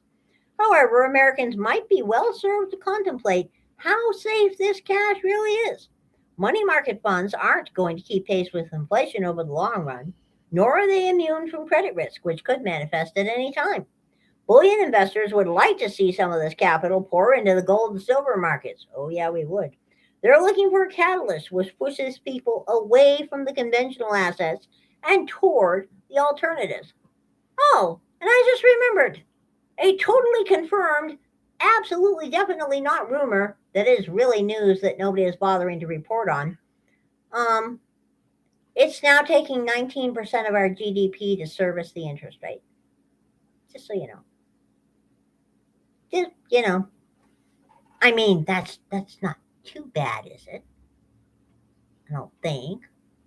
It's ostensibly on paper at least less than 20%. I mean, Next week? yeah, at least until next week. But that is where we are in that regard. So, I mean, things happen. Somebody was asking earlier about crypto. If you believe the crypto market, they are due for an unprecedented, absolutely historic thing that's going to happen, that's going to drive crypto to the moon again, especially Bitcoin.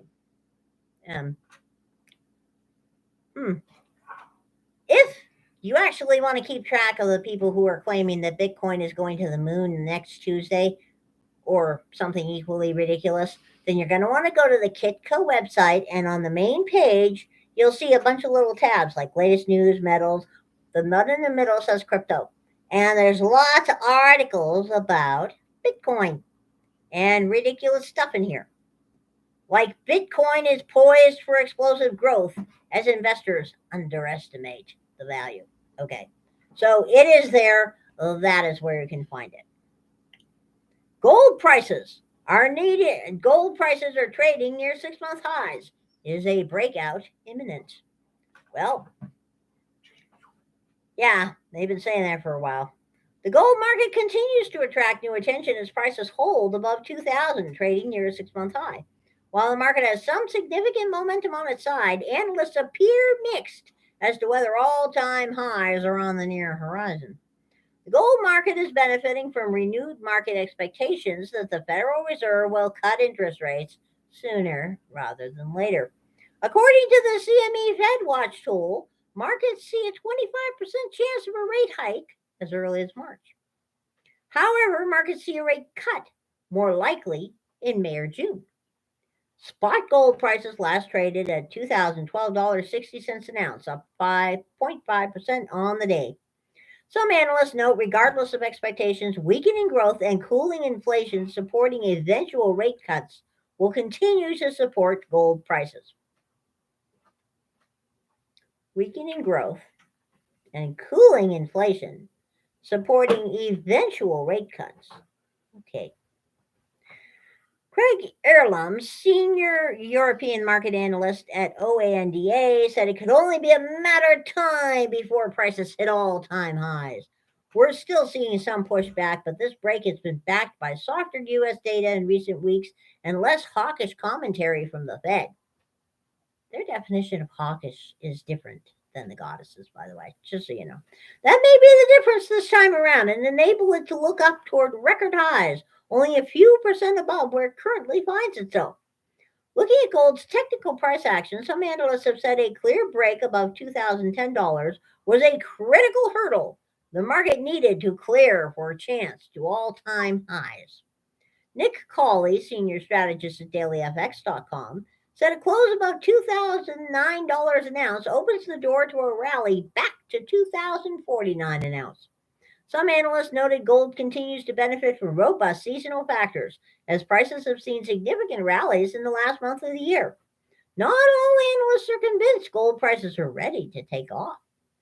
Alex Kuptasikovich, senior market analyst at FX Pro, said the gold market is trading in thin air territory.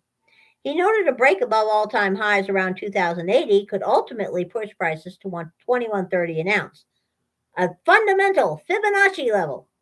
However, he added the market does face some challenges toward the target. Gold will need strong tailwinds to realize such a bullish scenario. Or more collapsing banks and world wars might have something to do with it. You never know. There could be problems with that. The long-term picture also points to the formation of a triple top in gold, a reversal pattern. Yeah, right. So they keep saying. I wouldn't worry about that too much. The important point when it comes to metals is buy very regularly. Dollar cost average.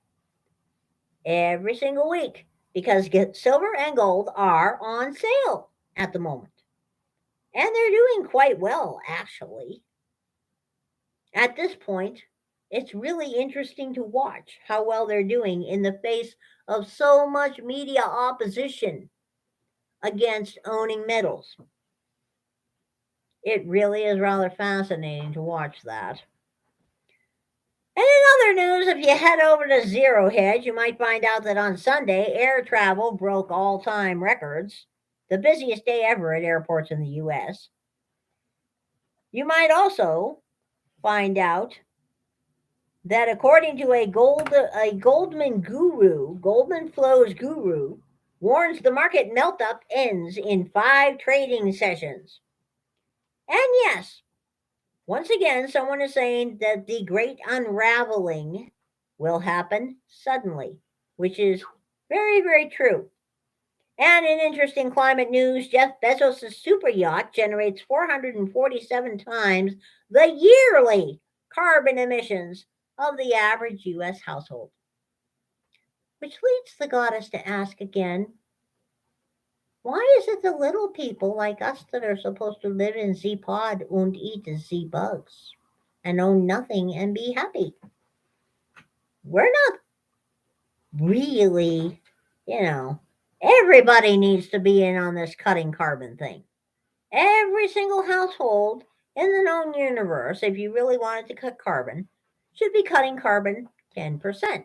That includes Mr. Bezos. And in other random news, there were all kinds of odd things going on. It should be noted that new president in Argentina is still really upsetting people. The goddess has no idea why. He's quite fascinating, really. I mean, his dead dog told him to run for president, and he has a really cool superhero costume. The goddess approves of presidents that have superhero costumes. Certainly more interesting than socks. And we all know about socks. But basically, there's a whole lot of oddity happening in the news or lack of news. In this current news cycle, most of the things that have been out there have been quite unimportant. Now, this is an interesting point. I totally approve of that one, Rock. War is peace. MSNBC claims again that voting is anti-democratic. One could accuse me of beating this horse to death, even gratuitously so. Fair enough. But it's worth emphasizing just how stupid the corporate state media thinks its viewers are, and by extension, the public school-educated American public generally, that it can ram down its audience's slack-jawed throats the narrative that voting for unapproved parties or candidates is a violation of the sacred democracy, trademarked. That's how stupid they think their loyal Democrat viewers and readers are, that they can't see through the most glaring contradiction in all of human history, that by merely waving hypnotically the avatar of the orange bad man in front of their faces back and forth, they can convince them that voting the wrong way makes fascists. If they can convince their audiences the act of voting is anti-democratic, then the sky's the limit, gaslighting wise. No contradiction is too strained to bear. Cognitive dissonance has been fully remedied by the state. The full surrender of their conscience to the hive mind is complete. War is peace. And on that note, it should be noted that something funny is going on in New Jersey these days in the way of public education. Totally separate from the public education problem happening in Illinois. Yeah, I think it was Illinois. Well, in New Jersey, they decided to do what Washington and Oregon and a few other places are playing around with and completely get rid of standardized testing for public school students because it's racist, sexist, misogynistic, patriarchal, a symbol of the white supremacy. Homophobic. Oh, yeah, that too. Basically, any form of standardized testing, bad. They're trying to get rid of grades too. But that wasn't quite enough for these yo-yos. Now the teachers are saying that it is wrong to have standardized testings or basic standards for teachers to meet to be allowed to teach students. The goddess is sure this is going to go very well. In fact, the goddess is sure this is going to go extremely well. It's going to be fascinating to watch. Totally amazing. And meanwhile, out there in Illinois, Indiana, or one of those states that begins with an I, and I'm pretty darn sure it's Illinois actually, a couple of years ago, they decided to roll out some affinity core classes. Affinity class structures allows BIPOC students to choose to be in a class only with other BIPOC students. Thank you, Lost Bear. And with a BIPOC teacher. Because you learn better in your affinity group. Segregation, of course, is absolutely and completely illegal, but voluntarily choosing to put yourself in a segregated group in a school setting is apparently not illegal. The goddess is still trying to figure that one out. But apparently these classes are now so damn popular that they're expanding the program. Fascinating. The goddess has to ask, do we get to build other affinity groups? I mean, the goddess would like an affinity group of tinfoil hat wearing super genius goddesses. Just wondering whether that's allowed. Just wondering.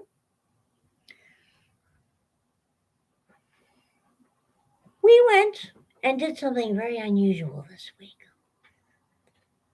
There's a day that happens after Thanksgiving called Black Friday. Totally unrelated to stock market crashes. This is Black Friday for shopping. The goddess usually does not partake in Black Friday because I don't do consumerism. I seldom buy new things at all. But I did want to go out and go around the stores and see what people were putting in their carts this wonderful, fantastic Black Friday. So we headed off to Yield Walmart. And we go to Yield Walmart, and they still had the little barricades up by the door, even though the parking lot was nowhere near full and there were no lines waiting to get in because it was like lunchtime. So we go wandering into Yield Walmart, and there's big cardboard boxes full of stuff. Cheap sale stuff that comes out and clogs up all the aisles during the Christmas shopping season. And they were all full. And we went by the tech section. And the tech section was all overfull, and the aisles were all empty. We went by the toy section. There weren't very many people there either. Well, I did find one thing. In the air fryer section, I found the same air fryer I was looking at last year. It's a 12-in-1 Gourmet that is also like rotisseries and dehydration, and it does everything. Okay. Last year, they had this thing on sale for $55 on Black Friday. Stupid goddess told him, well, we don't really have that much money in the bank right now. We'll come back Saturday or Sunday and see where we are because we hadn't taken care of paycheck yet. And when we came back a couple of days later, it was $70. Well, this year it was $50. And I told Goofus back there, I said, okay, this is going in the cart because I want me some rotisserie chicken at home. Much as I like the Costco rotisserie chickens, A, I can buy raw chicken cheaper, and B, I can put my own spices on it. So I wanted a rotisserie chicken thingy. That was great. Got a set of T-fall. That was good. We're going around the store, and most of the carts that we saw were full of standard shopping. Groceries, groceries, a few little pieces of clothing. Didn't see anywhere near the usual BS. Yes, I called him the doofus back there. Didn't even see the usual BS that you see in people's carts. Most of the BS I saw in people's carts was not the big, flashy, pretty things like I bought that have dropped in price since last year for some crazy reason. It was the little things. The gift sets of soaps, the gift sets of shaving cream, and the things you find in the front aisle that all have that sticker on them, $9.99 value gift box type thing. And I was like, okay, well, maybe the big shopping happened earlier in the day and somehow they managed to restock all the shelves and overstock them before we got here. Well, then we headed off to Yale Costco because I said, well, the Costco demographic is entirely different from the Walmartians, okay? The Costco demographic's a whole different kettle of fish. And I wanted to see what Costco looked like on Black Friday. Well, their parking lot was not packed. The store was fairly busy. The tech department had one person in it with one TV on a flatbed. They had all kinds of really cool stuff heaped up around. People weren't buying the tech. People weren't buying the huge fancy dog beds. People weren't buying the things. People were buying the winter clothing, which could well be a standard regular purchase since most of it was on sale. And they were buying the little boxes, the $9.99 cheese and cracker thingy, the $14.99 hot sauces of the world thingy. This is in Costco. The upscale, bougie, bulk buying store where I can't afford to buy the meat, okay, other than the rotisserie chicken. All the expensive stuff was still sitting around. And the ratio in the carts on an average Black Friday, what you used to see in a cart, was it would be heaped full of the holiday bullshit. Christmas tree ornaments and garlands and fake trees and toys and stuff, so to speak. Garzingas and moss-covered three-handled family gredunzas, etc. Giant electro-who cardio schnooks were involved here as well. That would normally comprise about 75 or 80% of the cart. Then you see a few little groceries that were replacements for stuff that got ate up on Thanksgiving. And you'd see groceries like Christmas cookies, the make a gingerbread house kit, etc.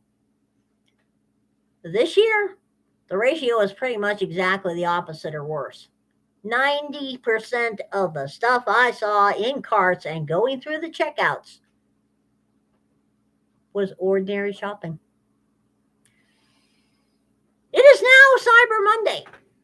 I can tell you that my phone has been buzzing off the hook all weekend with push notifications from Amazon, from Temu, from everywhere else in the known friggin' universe, offering me deeper and deeper discounts and more coupons to try to get me to spend money today. If I had it, I probably would. But, you know, it's been off the hook with offers. So the goddess really has to wonder just how much they're going to have to spend this year's retail numbers when they come out next week for Black Friday weekend. If they will even be able to spin them at all is the question. Because everywhere I'm going online, on Facebook, on Reddit, on the games that I play, in the chats, everybody's saying the same thing. I ain't buying nothing this year because I'd be broke. Yeah, broke is a joke. People were passing around the information of which Goodwills in their areas were having 50% off day on Black Friday. And the media is wondering why the American people are beginning to question the numbers released by our dearly beloved federal government. I don't know. It seems to me that it would be a little bit naive to trust anything that this government says at the moment. That said, the goddess was very disappointed with turkey sale prices this year in this area. They were absolutely ridiculous. I did not see a single turkey below 80 cents a pound. I miss the days of 37 cents a pound turkey. I know it still happens in some parts of the country. If you had it in yours, I really, really suggest that you should have stocked up when you had the chance. We canned up 14 quarts of turkey soup last night, okay? And I can guarantee that between now and Christmas, there will be more turkeys coming into my life. And I can guarantee that between now and Christmas, I will be looking for more recipes to use that turkey, even though I don't even like turkey, okay? Right now, the cheapest meats are turkey. The cheapest meats that you can are turkey and 10-pound bags of chicken leg quarters at Walmart if you can find them, okay? Second cheapest meat is ham, prevailing national average being about $1.95 a pound for the bone-in spiral cut. And you can use that bone to make some really nice ham bone broth for making red eye gravy or for canning your beans in and stuff like that. Oh, I would love a mule deer. I would love a deer. He still has to shoot one. You know? Well, Rock, you know and I know you can indeed can ham, okay? According to the National Center for Home Food Preservation, you cannot can ham, bacon, or any other cured meats. Just saying. That doesn't mean I listen to them. I'm just saying that I shall be very circumspect here and point out that one should always stick to tested approved recipes and best tested approved practices when canning, because even though the incidence of botulism is extraordinarily rare and all of the most recent cases have not happened in the US, if you even dare to deviate this much from a tested recipe, the big bad botulism monster is going to rear up and kill your entire family. So I have heard. Safe and effective. Honey bunny, if I keep hoping that we will, because Montana has a roadkill tag. I want to get one because that would mean yummy, yummy deer forever. I would have an entire year of deer. I'd have it, well, about a half a year of deer. And yes, if I could get some moose, I would like moose too. You know? Just saying, I would like moose too. But now is the time to stock up your cabinets. Now is the time to stock up your freezers. Now is the time to consider looking for a cheap price on a vacuum sealer or getting a good price on a pressure canner. Not a pressure cooker, though they're nice too. A pressure canner. This is a good time to look at these bigger purchases. Normally, I don't purchase kitchen gadgets at all, but I figure that new kitchen gadget that supposedly does everything but whistle Dixie, it probably will cook food fairly well. I'm pretty sure it will air fry properly, even if it doesn't do anything else. So I figure it was a $50 risk. It could have been a lot worse. You know. Yeah, I know. I've never known anybody to get sick either, Rock Butcher. I mean, heaven knows I've canned plenty of things that were not tested and approved recipes, and I've never gotten sick. The two times in my life I got food poisoning were both from commercially prepared food. Neither one was, due to my own cooking, which is not surprising. I get sick from my own cooking, eating too much. That's a known fact. Oh, good grief. Taco hell. Absolutely. Taco hell is not food, honey. Taco hell is calories. Well, that's questionable too. Taco hell is what they try to pretend is food. And as expensive as it's gotten now, oh, good Lord. I mean, as expensive. Can you believe how expensive fast food has gotten of late? It's positively ridiculous. The goddess totally disapproves. Oh, yeah, freeze dried meat is something I want to do, actually. True fact. I first started shopping and buying food. Well, my mom did at Taco Bell. The brand newest Taco Bell on the planet, Taco Bell number 3. Back in the late 60s, everything on the item was 17 cents. A burrito, a taco, an enchilada, a tostada. Oh, 17 cents. yeah. Well, I don't consider fast food to be food of the normal type. You're almost always better off making it at home. Yeah, now it's like $15. The Uh-huh. last time, I think it was what, a year ago when Lars came here and we went to McDonald's. I got a fillet of fish at McDonald's. Okay. And it was like $7 and change for a freaking sandwich. I could not make them understand leave the bun off because, of course, they're all idiots over there anyway. But it was basically $7 and change for a rectangular fish patty, a half a slice of undetermined quality American cheese, and a quarter size, the size of an American quarter, dab of tartar sauce. $7 and change. I have not set foot in a McDonald's since. I will not set foot in a McDonald's ever. Especially now that I have heard that they're raising their fountain drink prices to like $2 and something for a large. It's ridiculous. You know? It is just absolutely unacceptable. But this is the perfect time of the year to stock up. This is the perfect time of the year to buy that chest freezer you were looking at or that upright.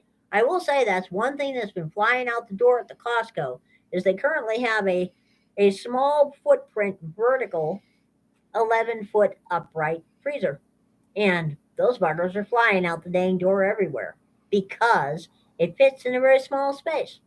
So you could use it in an apartment, 11 cubic feet of storage. This is a good time for your freezers. This is a good time for your canners. This is an excellent time, according to what I have seen, for buying all that lawn equipment and summer gardening equipment that is currently on clearance and languishing around in front of my Home Depot here. Don't ask me why, but this is the great time to be stocking up on the things you need in your house. This is also probably a good time to clear as much of your actual debt as opposed to like mortgage and stuff, but credit card debt, it may sound counterintuitive, but it's a good time to try to consolidate yourself financially and see about moving closer to getting on a cash economy for the new year, because the banking system is still in bad shape. There are more and more anecdotal reports coming out about banks using algorithms as an excuse for locking people's accounts for indefinite periods of time for supposed suspicious activity when no suspicious activity occurred. There's more and more anecdotal reports coming out of people's ATMs suddenly limiting the amount you can withdraw in a day. Banks changing their terms of service to limit the amount of cash you can withdraw from the window in a day. Banks changing their terms of service for how long a check has to sit in your account before it is considered cleared, even if it happens to be drawn on the same bank and the same branch, even. None of these things are happening accidentally. Banks are trying to get a hold of more money. And one of the reasons they're doing this is because another figure that came out of Fred this week that was really frightening, actually, before Fred made it disappear again because it supposedly was obsolete. The FDIC has a funny revolving loan pool of some kind that banks can get interest-free loans from to cover liquidity problems that they have. And the number of loans being taken out of said account at this time is at an all-time high. It's the highest it has been in the history of the FDIC. I suspect that the NCUA, I believe it is, which covers credit unions, does the same thing the FDIC does, pretends to insure people when it doesn't. I suspect they're having the same problems over there. Because in amongst the random bank failures that you don't find out about unless you go searching, there have also been several random credit union failures. Again, one has to wonder about that one.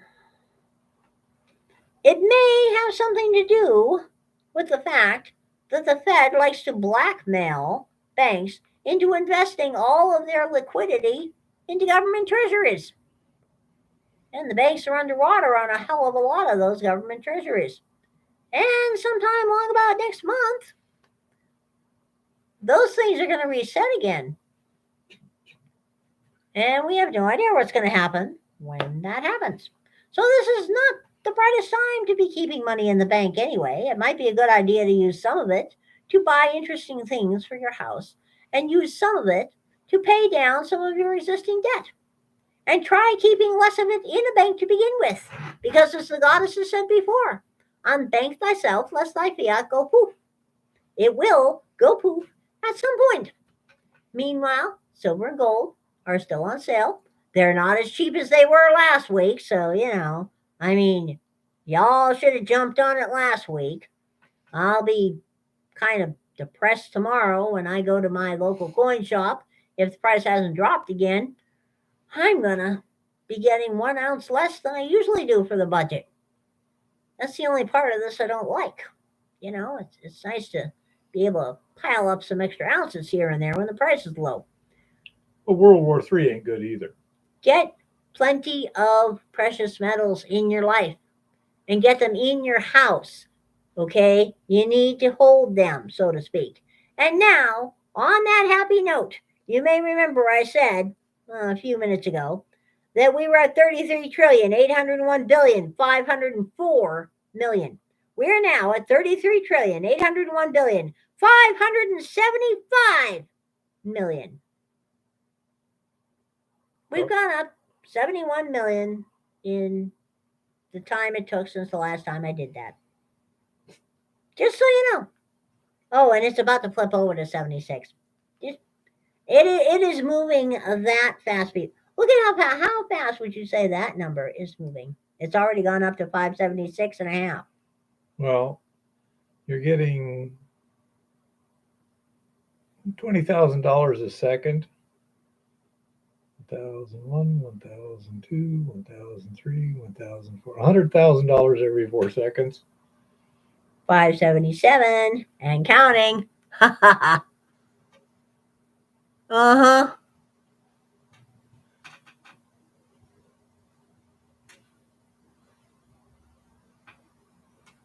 Yeah, I suspect people just can't find them.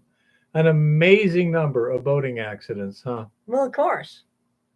People also have boating accidents with their gold and silver. It's a known fact. Whoa, gold and silver too? Absolutely. Oh, man. That's why the next time the government tries to confiscate it, they'll discover there isn't any because we all lost it in our boating accidents. Take your precious metals fishing day? Absolutely. Oh. That's what they're for. Okay. I mean, just saying, that is what they're for. But that is where we are this week. So, do remember, spend your money wisely, make your money work for you, and in a couple of weeks, we will have the goddesses talk on adjusting your freaking income taxes properly because only an idiot gets a tax refund. Okay? The only excuses for getting a tax refund are if you have children and the government throws you money that you didn't actually pay them, or you're an idiot and you didn't bother fixing things. Okay? Stop loaning the government interest-free money. Bad, bad, bad people. Until then, if you don't hold it, you don't own it. Bye-bye. Oh, over there. Oh, there we go.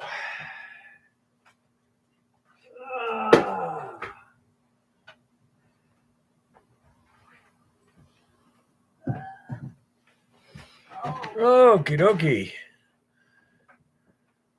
You're most welcome, Lost Bear. Do you have any questions or anything before you take off?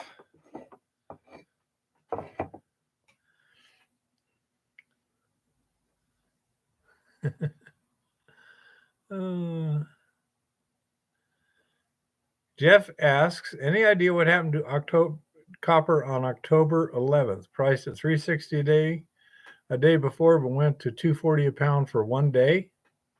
Any idea, little one? Somebody doing some market manipulation. Just because you don't hear about copper market manipulation doesn't mean it doesn't happen. Yeah, some manipulation somehow. That can only account for something like that. Yeah. Thank you, Lost Bear. Pump and dumps all over the place. You take care. If you ever have any questions, you know where to come on Monday evenings. Someone sold a few tons, or somebody came up a little off balance on some futures, maybe. I don't know.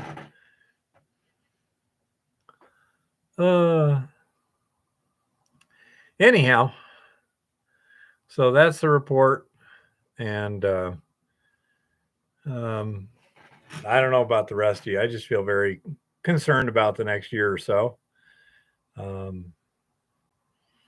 It's kind of like we're in a clown car with 3 different steering wheels, and all the clowns are drunk. I don't know, but I'm far from sanguine about the near-term future. Is there any ore left at Montana B? That is one of the things that we're working on trying to ascertain, Brian. The grades are not as high as we had expected them to be, and we're hoping that we can still continue to mine there if we want, but we're also working on other options that, if nothing else, might be better, might be easier, more productive, higher grades, things like that. You take care, Rock. You take care. Thanks for showing up. We appreciate it, especially all the expert assistants. On the wall opposite the ladder, there could be substantial amounts there. Matter of fact, I got a sample on the floor here. We'd have to assay first. Right now, the hope is below the level we're at digging below. I'm basically continuing the same basic process. Is supposed to run into some pretty good ore. We'll see what happens. We got some other stuff that we're checking out. We're going to be going to Dave's mine, see how it's. I got some samples here that I can pan. He's got them off to the lab. We'll see what's going on there. We got Jeff Bybee next summer. We got who knows what else. We got Top of the Hill, although Eva has been having some very bad dreams about me going underground there. So we're going to be using extraordinary caution and trying to stay out from underground, trying to find the mineralized structures without having to go underground. I don't know why, but Eva's intuition is often ridiculously accurate for no apparent reason. So I take it very seriously. I have seen in the past where she has been right, let's say, for no earthly reason. She doesn't know the why, she just knows the what, and it turns out to be true. Well, that'd be cool, Brian. Are you set up to do magnetic surveys? Because if you are, that might work well over at Montana B. Don't think so much at Top of the Hill, but Montana B seems clearly associated with some with iron.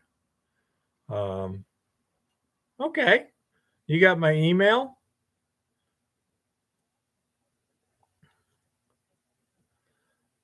Because if you do, send me an email and we'll chat about it. Because yeah, I'd love to.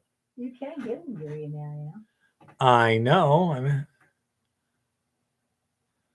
okay, that's why I asked him if he didn't. Okay, she said just do it. So, okay.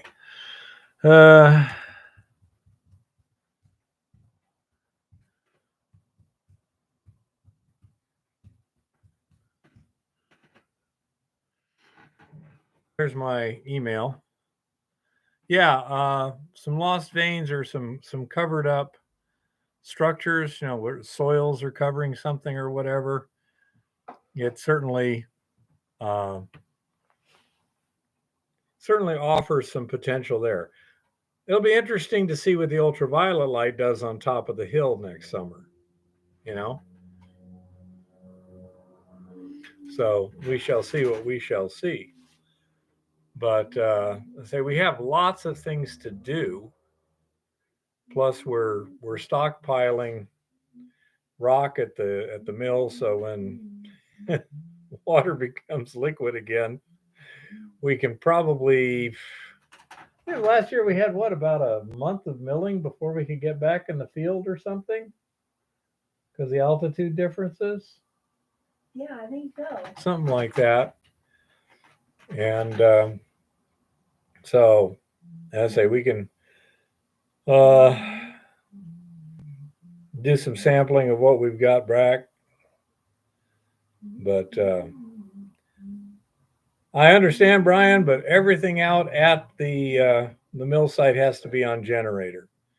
So it makes things a lot more complicated than if we had line power out there. If we had line power, life would be a lot nicer. I'm also kind of booked for some construction this winter, and it ought to be a fun and interesting winter.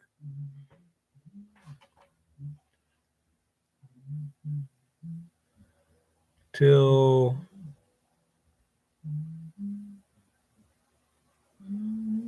I have to wait till after dark to use up at Top of the Hill? We just have to wait for the snow to melt and stuff, for the weather to do fine. There's no other real restrictions. It is on Forest Service land, so we have to be careful how much we do and not use any earth moving equipment. And so we'll see what happens. We got some stuff we got two things to check out that are easy to get to. I mean, we can drive right up to them with a quad. And then the one down the hill that was a real pain. Yeah, for the mill, that's what I'm saying. At the mill, everything's run off a generator, and I say that makes it complicated. There's quite often nobody there. So the owner doesn't really like running generators with nobody to monitor them should they catch fire or whatever, you know. So we have some limitations there. If we had something where we had a lot of throughput, a lot of productivity, and this and that and the other, then we could, definitely upgrade. But we'd have to be making a lot more money, a lot more gold being produced to justify it. If that were to happen, we could certainly do something like that. We could use things like covers for heating, generator exhaust for heat transfer, things like that. I mean, you can run that exhaust through metal coils which have solution in it and put it back in circuit, things like that. But the money's not there at this point. And if the money's not there, then you're not going to increase your expenses. So I think we've done a pretty good job at this point getting to where we're ready to take advantage of a good opportunity when something shows up. And I say we've got like half a dozen before the end of next summer of sounds like good possibilities. So we'll go from there. Not available, honey bunny. Nope. There is a possibility that we might be able to hit geothermal stuff at reasonably shallow depths, hot water, which could be used for heating and stuff also. That is a perfectly plausible possibility. So, say we have a lot of options.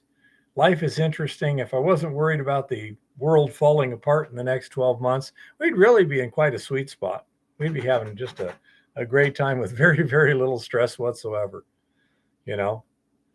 It's the clowns driving the cars that have got us kind of worried. It's hard to enjoy the view when you're worried about staying on the road.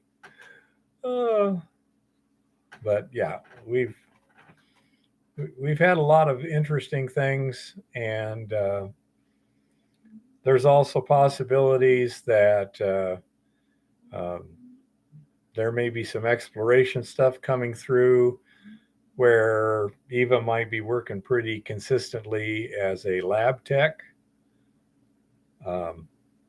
Somebody was telling me they're waiting for some decisions and money, and if it comes through, they'd be very happy to have you help them in a lab. I would absolutely love that. So, I say, yes, exactly, honey bunny, but it's not theoretically terribly deep. Hydrostatic power would be where you actually have a positive pressure, for example, an artesian well, to where you're using that artesian well as it wells up to drive a turbine or something.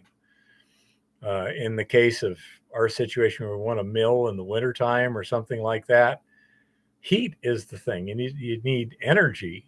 And if you had hot water, you could make a big, big difference by having hot water. So there's a lot of possibilities, but nothing solid. It's just we got lots of fun things possible to come through. It's we are a long way away from running out of options, so that makes a good plus. The people we know around here are also conscious, or they're of a similar mindset to us, and so we're more comfortable with the idea we'll have a community for support, but everyone is by nature and good nature a bit cautious with information, as they should be. These are not the sort. Emergency planning is not something you yammer your mouth about. So I say it's just one of those things that you want to be very circumspect, just like your mining.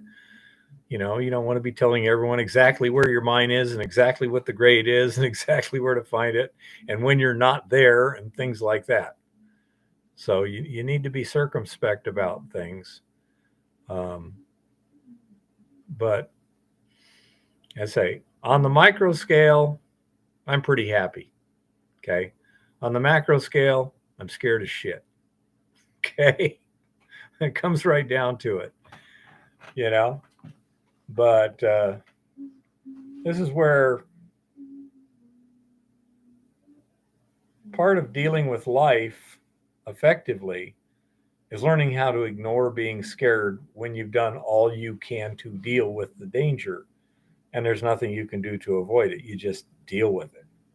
You know, you do your job. Like when I'm down in that Montana B now, I'm not thinking about that big decline about 10 feet away. I got that handrail up. I've worked on roofs and stuff. I can be very conscious of roughly back there is where I don't want to step. And before I step there, I'm going to hit that handrail and I make sure it's tight, you know, and I move it as needed or whatever. But I'm not worried about it because I've dealt with it and there's no particular danger that's observed. It's just like when you're working on a roof, well, generally worry about falling through the roof, although I know a place where I worry about falling through the roof. Um, but it could certainly happen. You just don't worry about it.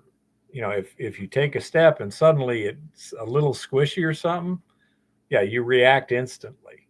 You back up and then start checking things out.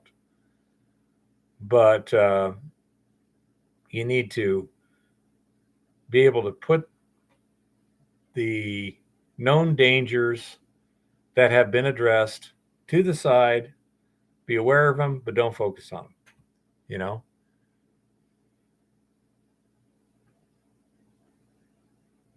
Well, that would be undesirable, Jeff.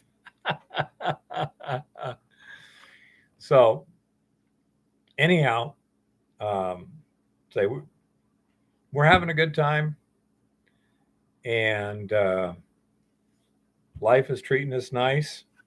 I hope it continues to do so. But we got lots of options. Um, I wish Montana B was 10 times as rich as it was. We'd be having a lot more fun. And so would the owner. But, you deal with what you got. And so that's the situation there. And when I got some construction and helping Lauren on some stuff, some maintenance things. And I've got a few maintenance things like on my truck. I need to get that rear suspension redone, get those rear springs reshaped and strengthened and rebushed and everything. So I got plenty to do. Plenty to do. Any other questions at this point?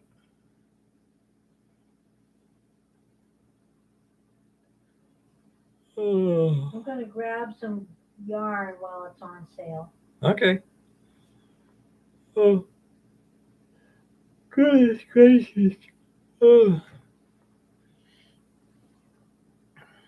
And this week I'll be panning stuff from